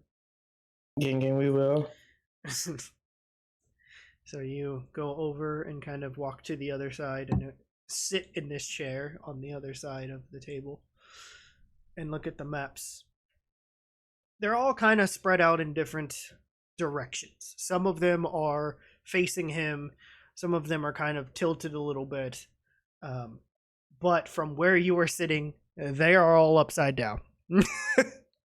Yeah, I was just gonna say, I was like, wait a minute, hold on. If he's looking at them the correct way, I'm seeing them from the opposite way. Yeah.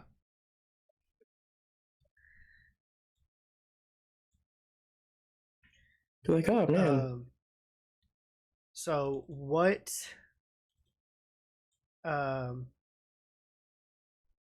Well, technically, Mhm. there is one that is a lot bigger because it is a world map. Take a gander. You look over it a bit. Some of the islands are not fully drawn on there yet. But you see the location of them. And then you kind of pan your eyes over the entire, like this big world map. And you pan over to one of the other ones that is off to the side a little bit. And you see the volatile continent. Mhm. Your Mhm. home.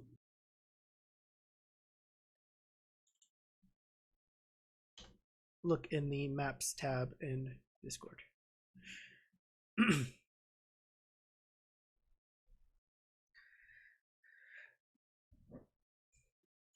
Got it.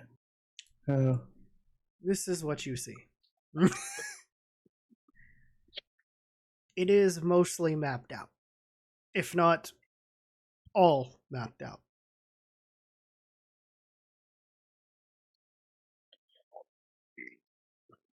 I recognize these places. Where I came from.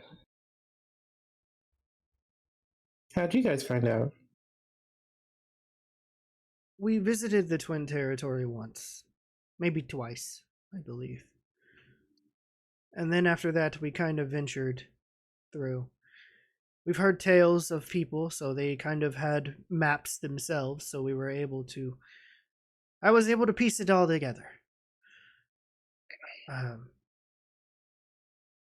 We haven't fully ventured. Some of us are from this place. The Emerald Echelon is where Selene is from. It's mostly a elvish landscape, but there are obviously half elves like her. Yeah. So there's a lot of that. Most of the locations are either single species or a little bit of mixed species, but not the entire place. Some of them are still strictly just certain ones, but that is just from the knowledge that we know offhand, based on what was told to us. But I was able to piece the place together, and this is what is known as the Volatile Continent.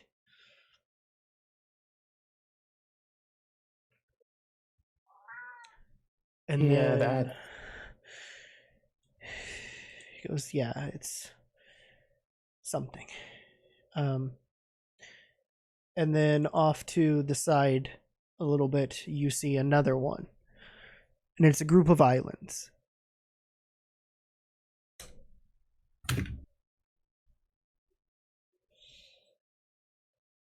And he goes, this is the Vanishing Archipelago. This is where your friend Zarlia said he was from.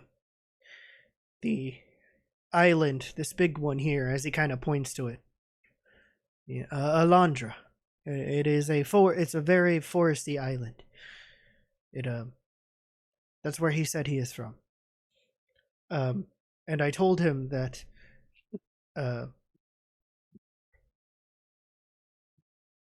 where we first mapped out the Vanishing Archipelago, it was down on the bottom, like, southwestern side of the map. And then when we traveled a little bit northwards,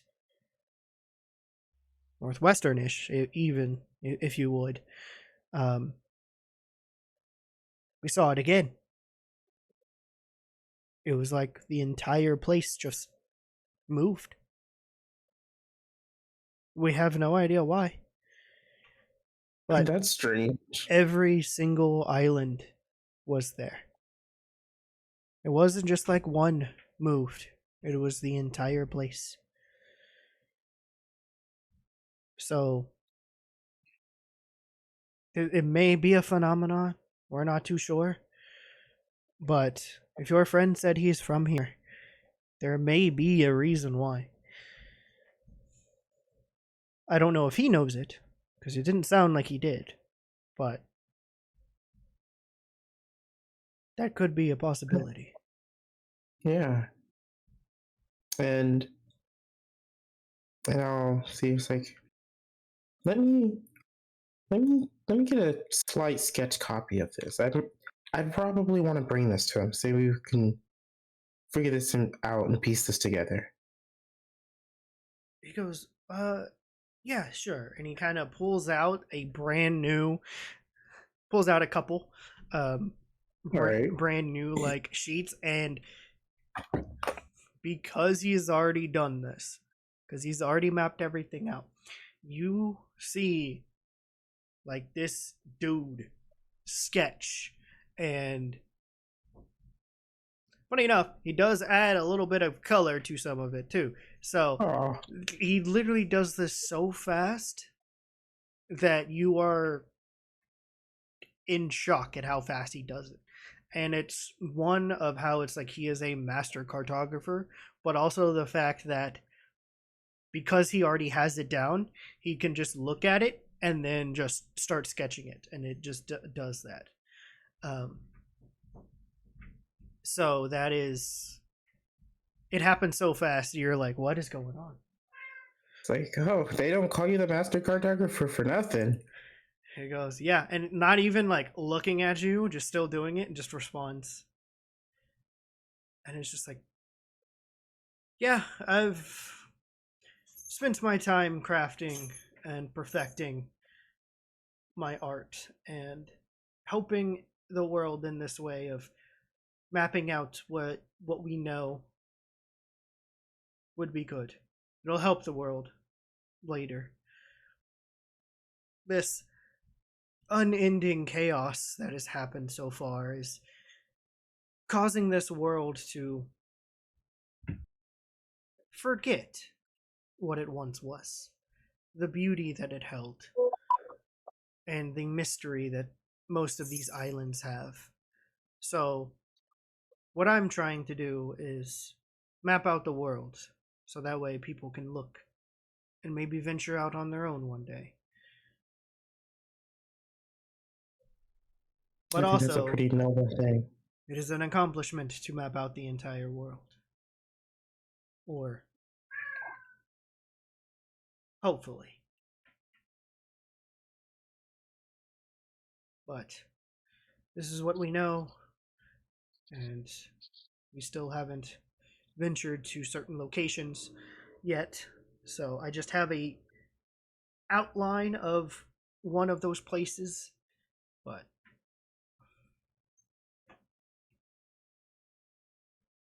gotcha. And in about 10-15 minutes go by, do you now have the complete sketch copies of the Volatile Continent and the Vanishing Archipelago? Nice. Well, wait, and I'll tell him, I was like, wait, an artist always has to sign their work, and I want him to give a signature in like one of the bottom corners. So with the Vanishing Archipelago, that is easily available because there is mostly ocean. The volatile continent, it's a little bit difficult, but he does it also in the bottom right as well. And goes, here you go, an authentic replica of these locations from Aric Silverstar. As he rolls them up and puts them in scroll cases and hands them to you. Sick. The aura of this man's divine, bro. I thank you. This means a lot, and I know this is going to mean a lot more to Zarlius, and truly, you're awesome at this. Pretty noble. I try to be. It's what we all try to be. That's kind of why I'm traveling with this group. They seem to know what they're doing, so I trust them. And with me trusting them, they trust me. I can give the world, hopefully, something to look forward to. Beautiful. And with that, I'm gonna take these things and I'm gonna head back on up. Alright. You head out and you head back to the main Bro, deck. Aric is crazy. Eric's amazing. So somebody's gotta wipe that up. That's insane. And you leave, and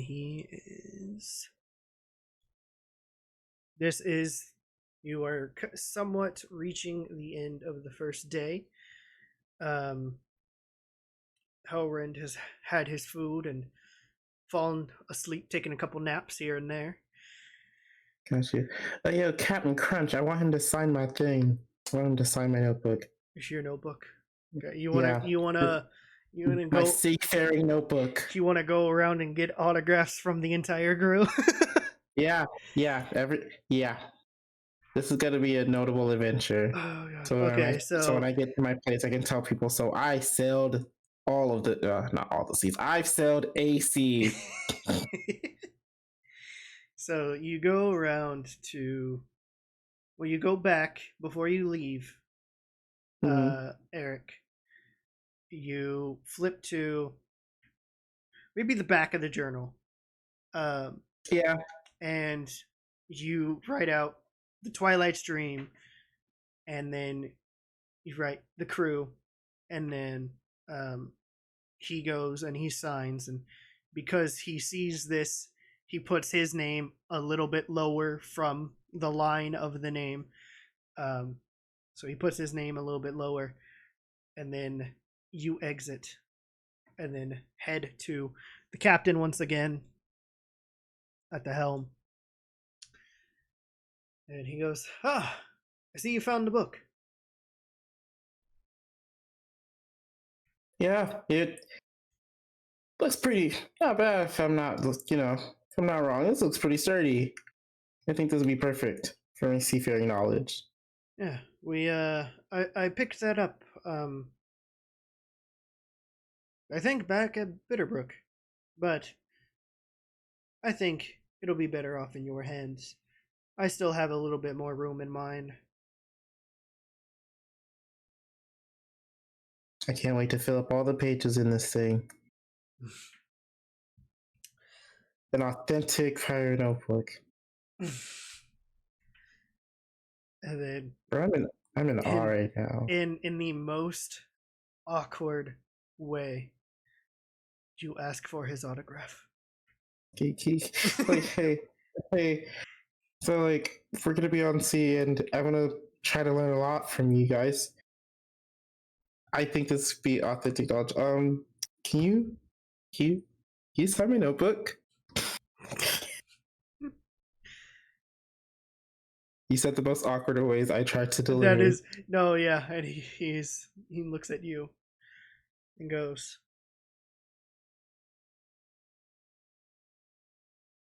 "Yeah, why not? It'll be nice to be written down in some history book somewhere at some point. Because I think you're going to do more than just write your seafaring adventures in this. And he takes the book from you and signs it. Now, his name, obviously, is right underneath the Twilight Stream. Absolutely, bro. He believes I'll be a pirate one day. And then... He signs it, hands it back to you, and looks forward. Continues to steer the ship. I'm leaving, and I'm waiting till I'm out of earshot, and I'm giggling the fuck on out. You get to about right under here, under the main mast, and just giggle to your heart's content, to where you're giggling so much that when you finally look up, you just see the panda ox's face in front of you. Oh my god! I have to update this fucking ox. I'm like, oh my god! Look at this! Look at this! You see this? He's looking at it, and you see him squint his eyes, and he's just staring at the paper. And I believe I think he can speak. I don't think he can read. I don't think he can read common, but I know he can speak it. I'm like, this is signature of the master cartographer and the captain. I think I'm gonna be a pirate. I think I'm gonna be a pirate one day. That's my dream. That'd be my One Piece dream. Oh my god. Alright. Alright.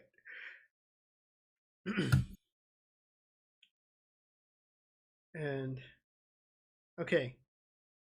Anything else from anybody before we either go into the night or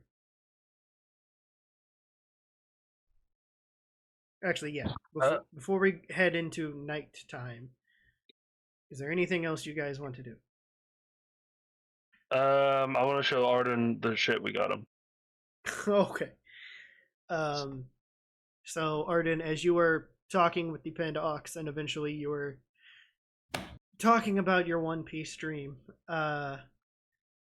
you head off towards the cart, still with a bag of fins in your hand. Oh yeah. But now you have 2 scroll cases of maps strapped to you, and John, you are now returning to the ship, and you see Arden standing by to the cart. I was gonna say, wait, did I get off? And you see Arden about to go into the cart. I can't remember. Would the crew have, because Sniffy brought his own cart with all that shit in it because it was a lot. Would they have put it like somewhere in storage or? No. So he brought that cart, but you guys just moved that stuff into your cart. Yeah. So he kept his cart. It was just he was bringing it over. And so when you guys were moving everything onto the ship, it was one of those, he talked to the crew beforehand and was just like, here, these are for these guys, and just and skipped away back to his and he skipped away back to his little tent. Yeah, that makes sense. That's on par. So it's somewhere in the cart. You figure out where you guys put it. Probably in an unoccupied space. Yeah. Well, there is one room in between yours and Nevri's that is unoccupied and kind of like a storage room if you want to. Heard. I'm assuming that's where it'd be. I mean, it's a fuck ton of shit. So yeah. I mean, yeah, it's an empty room, so it could be a storage room. So yeah. I'll just holla at Arden before she walks into the cart. Just to get Arden's attention. Ow. Hey, Arden! Arden! It's like, hey, yo. And you're like standing right next to each other at this point. It's 5 feet away from me. Yeah. Why are you yelling? I was like, why are you yelling? I'm right here. Wait. Why are you yelling? Why are you yelling? Oh, I didn't see you there. Sorry. You're shorter than I remember. He's taller Oh. than you. Oh, okay. Tall- Depth perception is getting a little crazy there. I got a present for you. Oh my god. And I look at all the things and I was like, more things. Yeah, it's your very special day. Yeah. What is this? What you get? What you get? Will follow me. And you guys enter into the cart. I'll ask. I'm assuming Nevery was in the cart basically almost the whole time. Yeah, she's in the kitchen area. Hey Nevery, where did they put the stuff they got from Sniffy's? She goes, like it's like as you guys are like entering in, you're kind of just like where she is, so you just like kind of just like not really yell, but just like start talking. And it's fairly quiet in the cart, so she kind of pushes open the kitchen door. It's like, I think there was so much stuff going on with moving everything. I think I told them to just put it in the empty room in between yours and mine. That'll work. Also, wait, is that his actual name? Keith, is your character's name Keith? No, it's Hellrend. Hellrend, okay. I was like, I can't remember because that's two characters that are both named Keith. Hellrend caught some shark. I don't know if you plan on making anything for dinner or whatever, but it's out there if you wanted to use it. And thanks. The puzzlement on Nevery's face. Yeah. Also, she's wait. very Speaking of, I kind of need these to be refrigerated. I don't have anything on hand or a spell to keep these cool for like hours. I'm gonna come back for these, but I'd rather they not go bad until I do. We don't have a refrigerator. And you All right. I know we have cool. Hold on. Yeah, you. Okay. Go ahead and chill touch it real quick. You Yeah. See, I would, but that's necrotic damage. Is it really? Yes, it's a necromantic. Yeah, it's a necro spell, not a cold spell. Even though it's called chill touch, I know it's so stupid. Okay.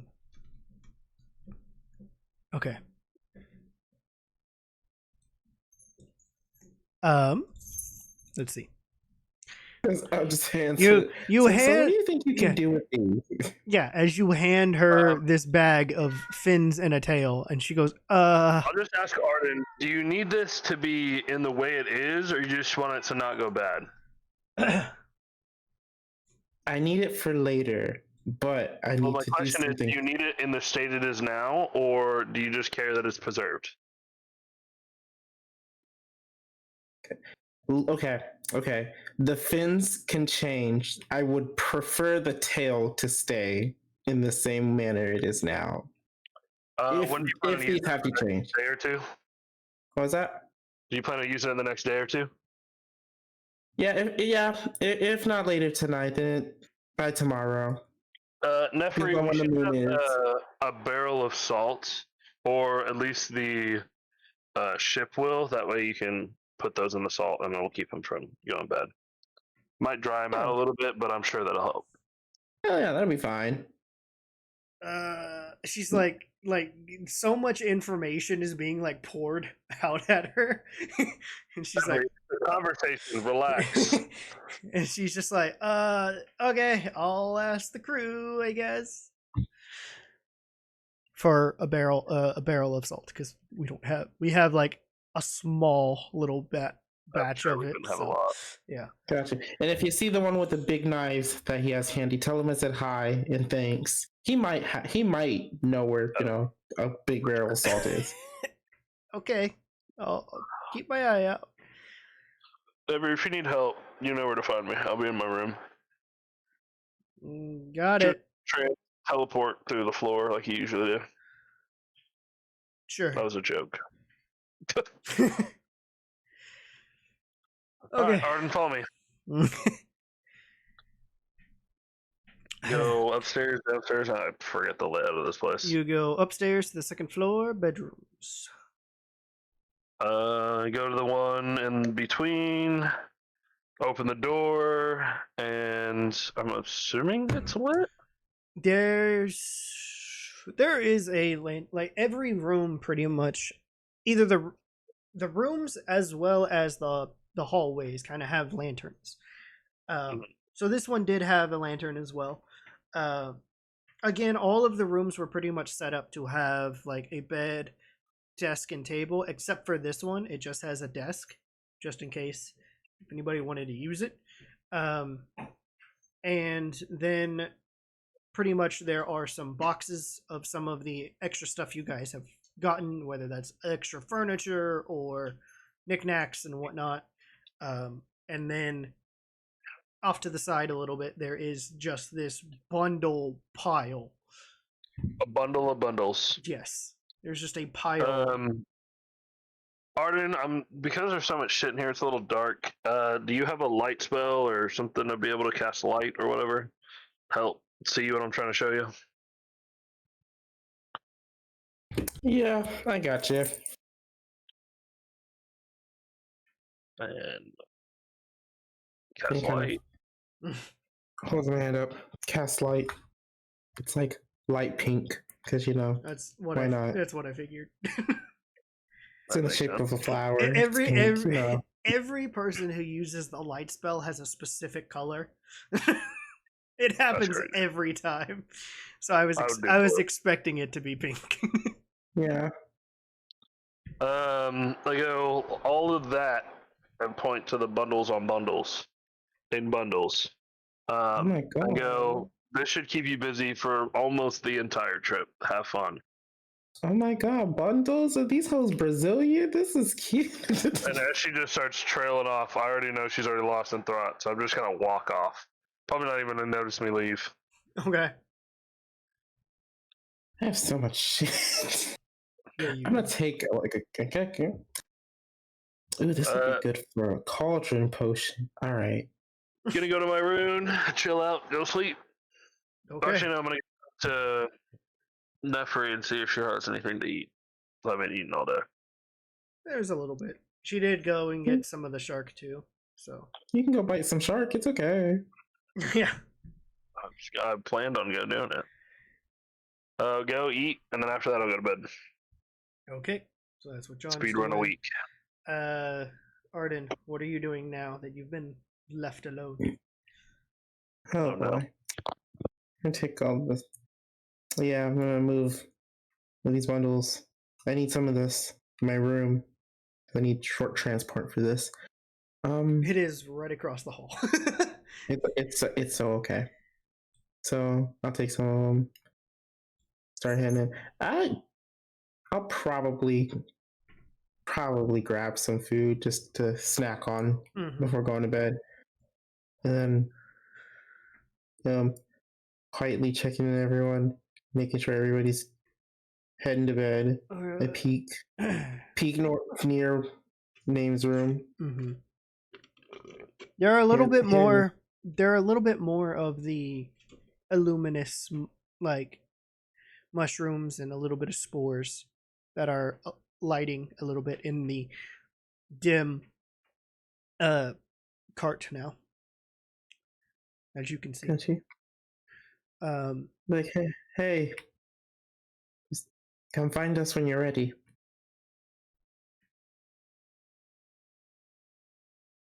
There's a long pause to where you think he's not going to respond. And eventually,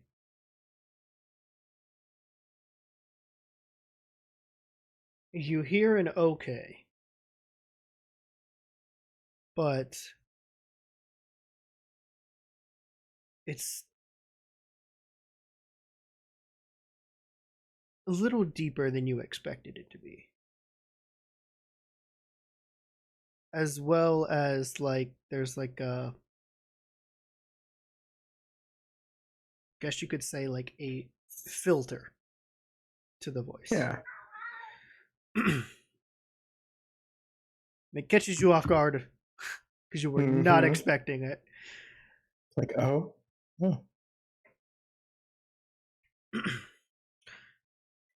And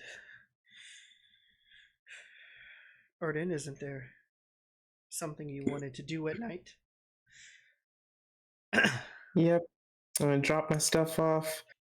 I'm gonna set the cartographer skulls by Zarlis's door. Mm-hmm.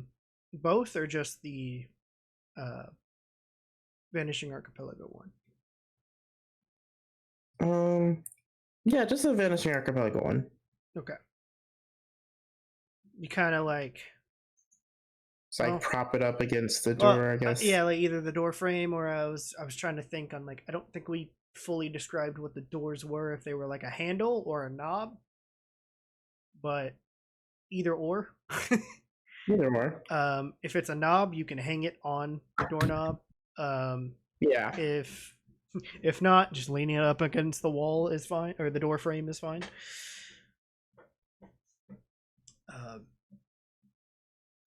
So yeah, you do that, and then you go and put everything else away in your room, especially some of the bundles that John just told you about and showed you. Yeah, real shit. So then once you're done with that, you go and shut your door and shut the door to the storage room. And now, what is your next time? It's time to go see some stars.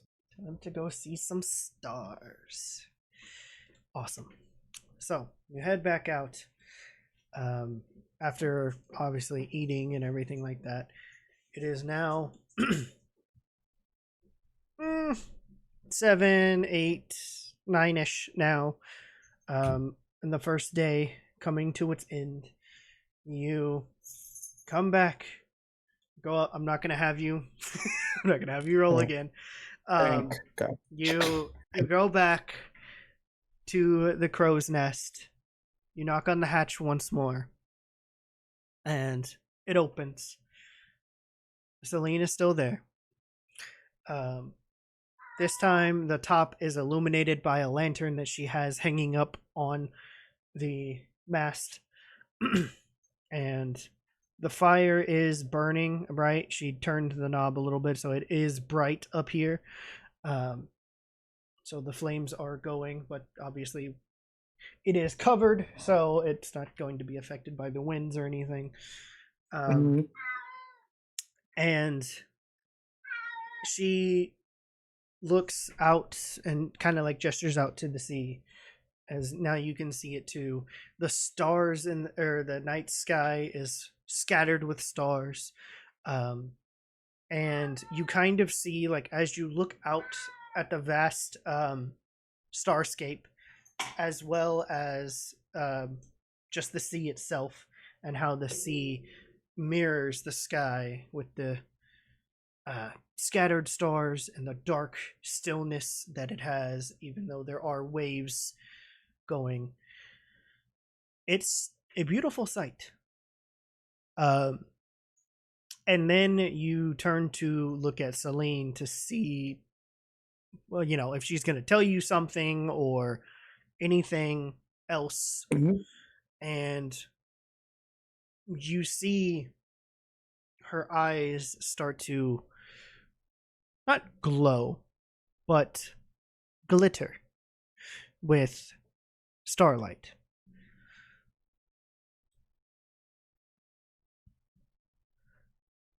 And you can see that there is a little shine to them as well. There's like a, almost like a an enchantment like sheen, like from Minecraft, over her eyes. And she turns to you, and you are now looking at these.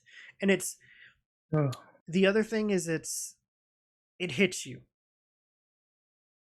It hits you hard. Because looking at the stars in the sky, the night sky, and then also looking at her eyes. Same thing. But there's this similarity that hits you. And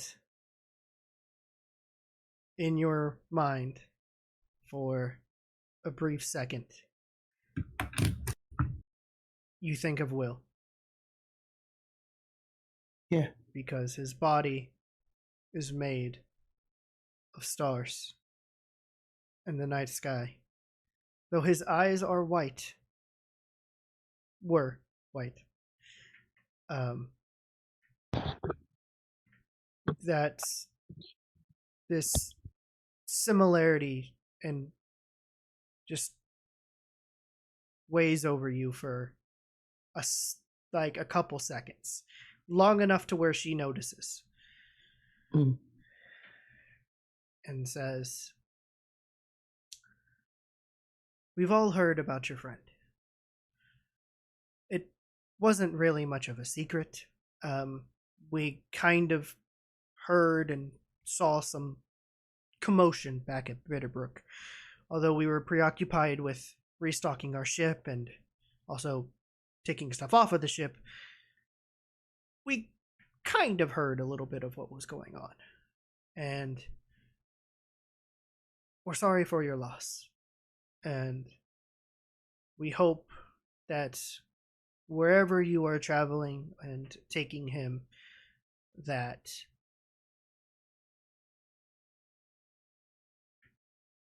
there is peace."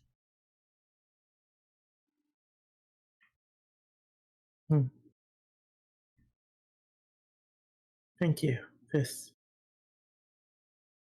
been quite a time since what happened, and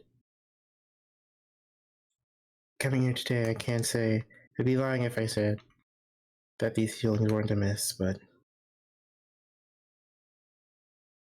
I feel like this journey that we're on is going to lead for the better, and I'm hoping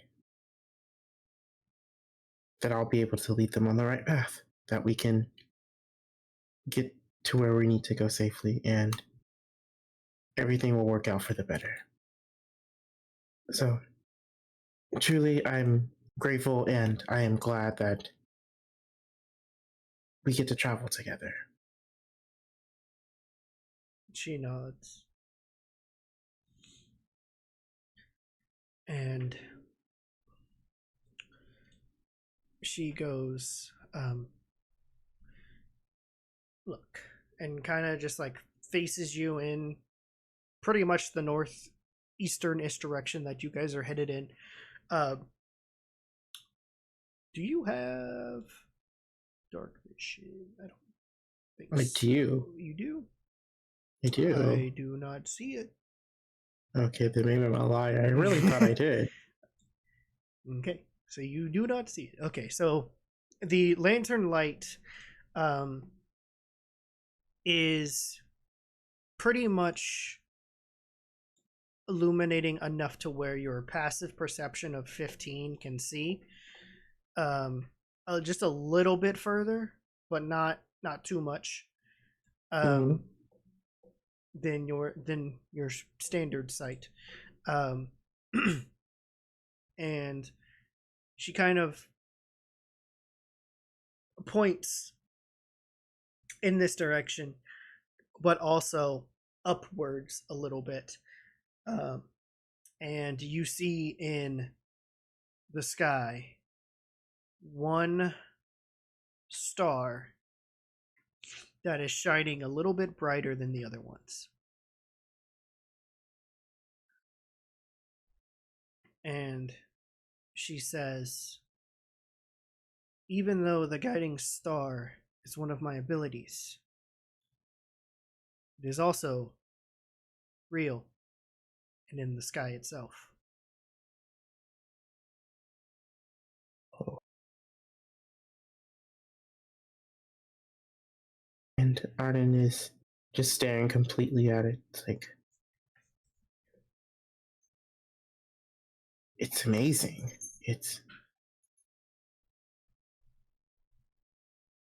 And it's always there. Always, if it's not covered by clouds. It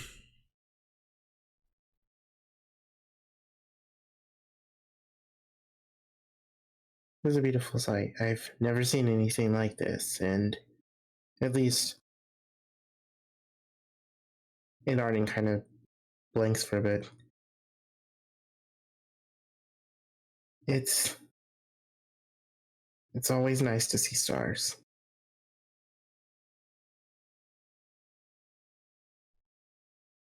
This is amazing. Coming from a celestial, I guess, bloodline, the stars, I've always been fond of them. So, I see where you're coming from.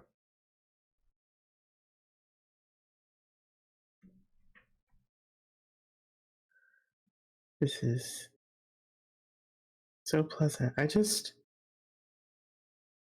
They look so real, and it's just, they are, but So far away. it's something about them. It makes you feel like you want to hold them in your hand. Maybe one day. Somebody will.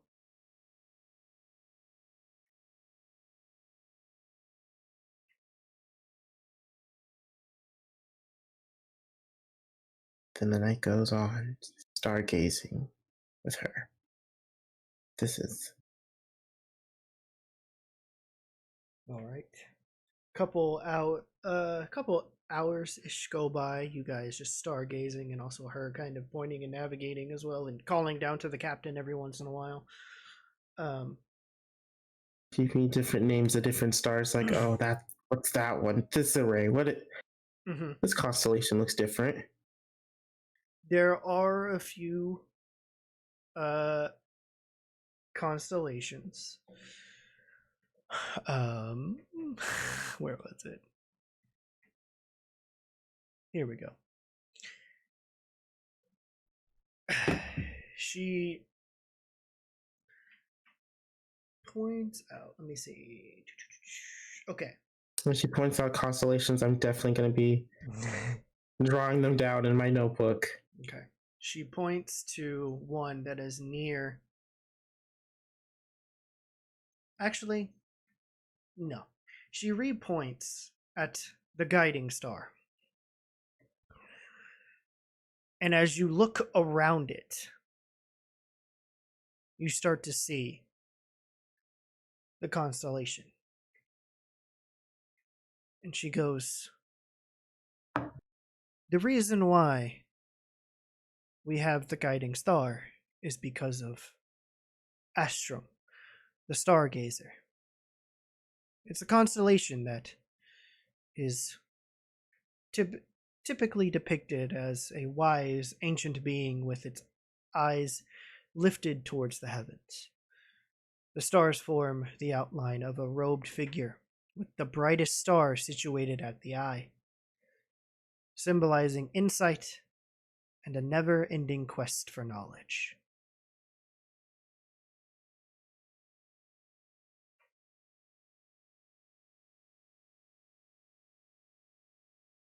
I write that down. I can relate to that. That's something I didn't know, and now I do. And then she points to another one off to the right a little bit. She goes, that's Sylvanus. the Wild Heart. It appears as a majestic antlered stag rearing on its hind legs. The stars create an intricate pattern of foliage around the stag, representing the untamed heart of the forest and the vitality of nature.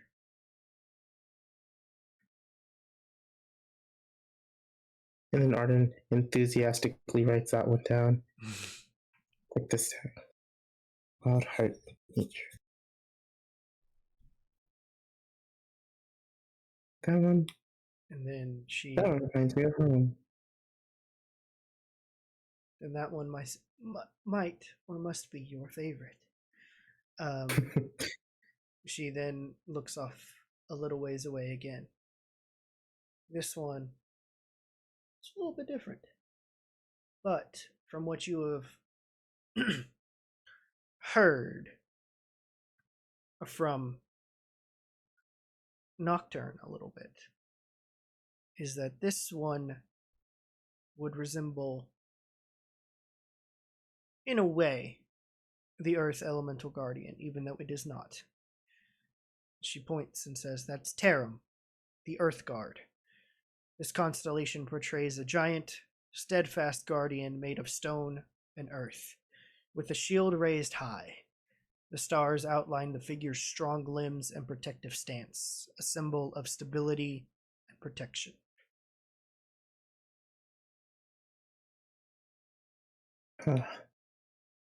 And breathes heavy a bit and like, now that one I have to meet. And she goes,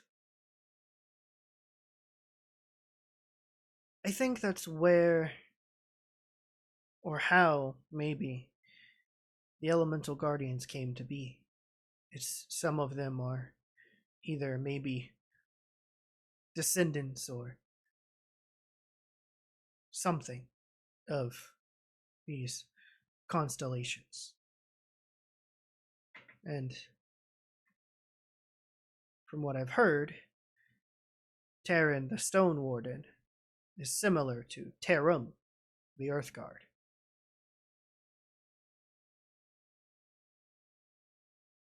Although, he's not a giant.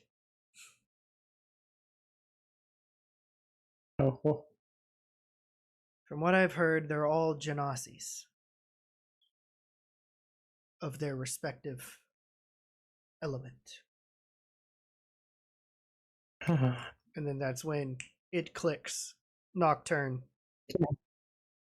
It clicks for you when you remember Nocturne immediately. And will.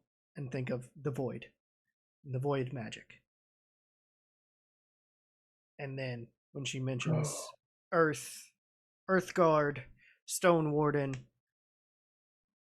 similar things, you imagine he is an Earth Genasi. That Terran is an Earth Genasi. So then that must mean that the other ones are air, water, and fire. And then there is one more, but you don't know that one yet. You haven't heard of that one yet. But you would assume the other ones are the four basic elements, as well as Nocturne being the Void. And with that, the hours go by. It is now 12 o'clock at night. Probably reaching about 12:30. And the sky the sky that is uncovered and visible slowly starts to get covered by clouds. And a dense little fog starts to trickle over the ship. Gotcha. Oh. And with this, unbeknownst to everybody, there is a ship nearby, ghostly and green, as a bunch of a figure as well as a few others hop aboard the ship. Oh, And there is a ghostly cackle as well as some clattering of some bones that you might hear.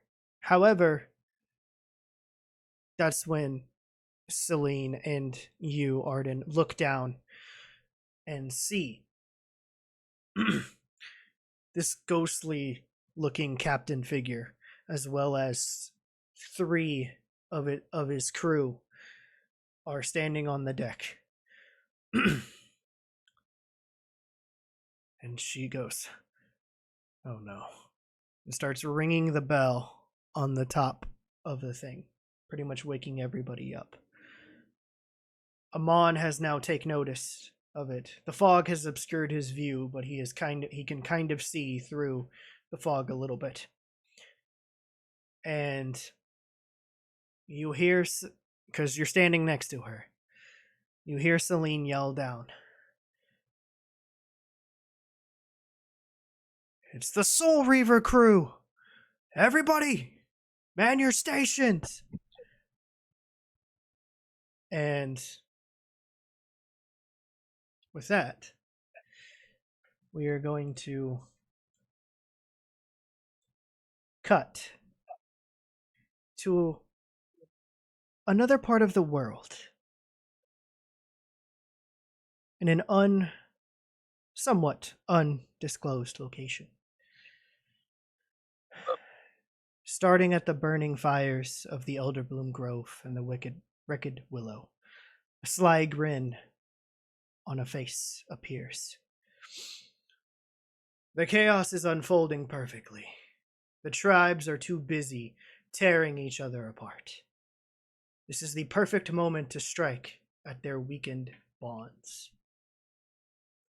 Grinning, fists clenched, eyes gleaming with excitement. "Yeah, let's smash some stuff. I want to see those trees burn and those fools run. This is what I live for. Fighting and chaos." Sharp-eyed, perched slightly above the ground, voice calm but eager.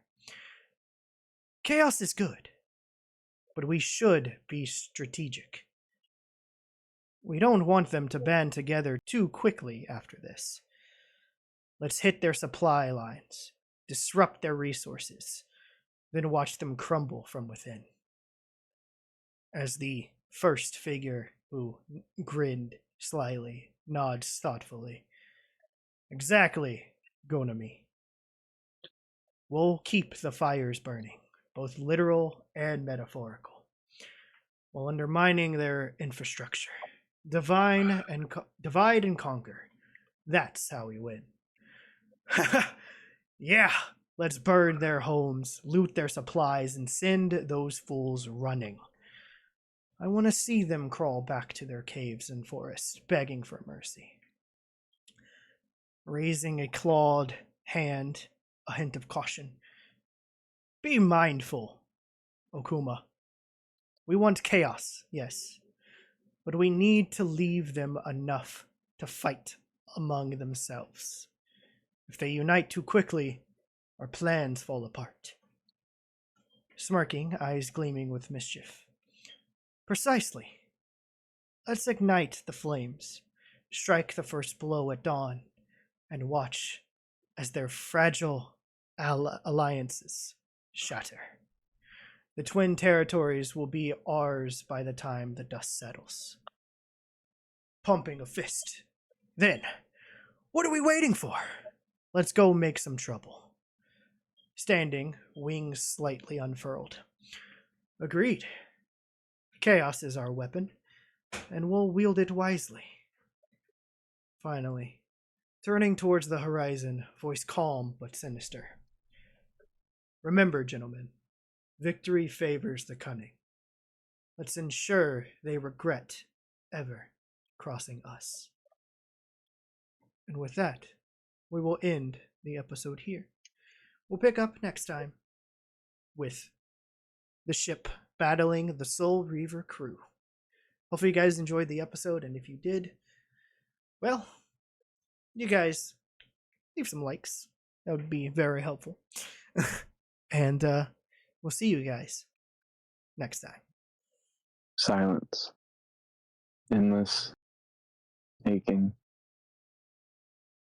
Not quiet, but absent. No stars above. No ground below. No shape to hold me. Just thought. Suspended in the dark. Time forgot me.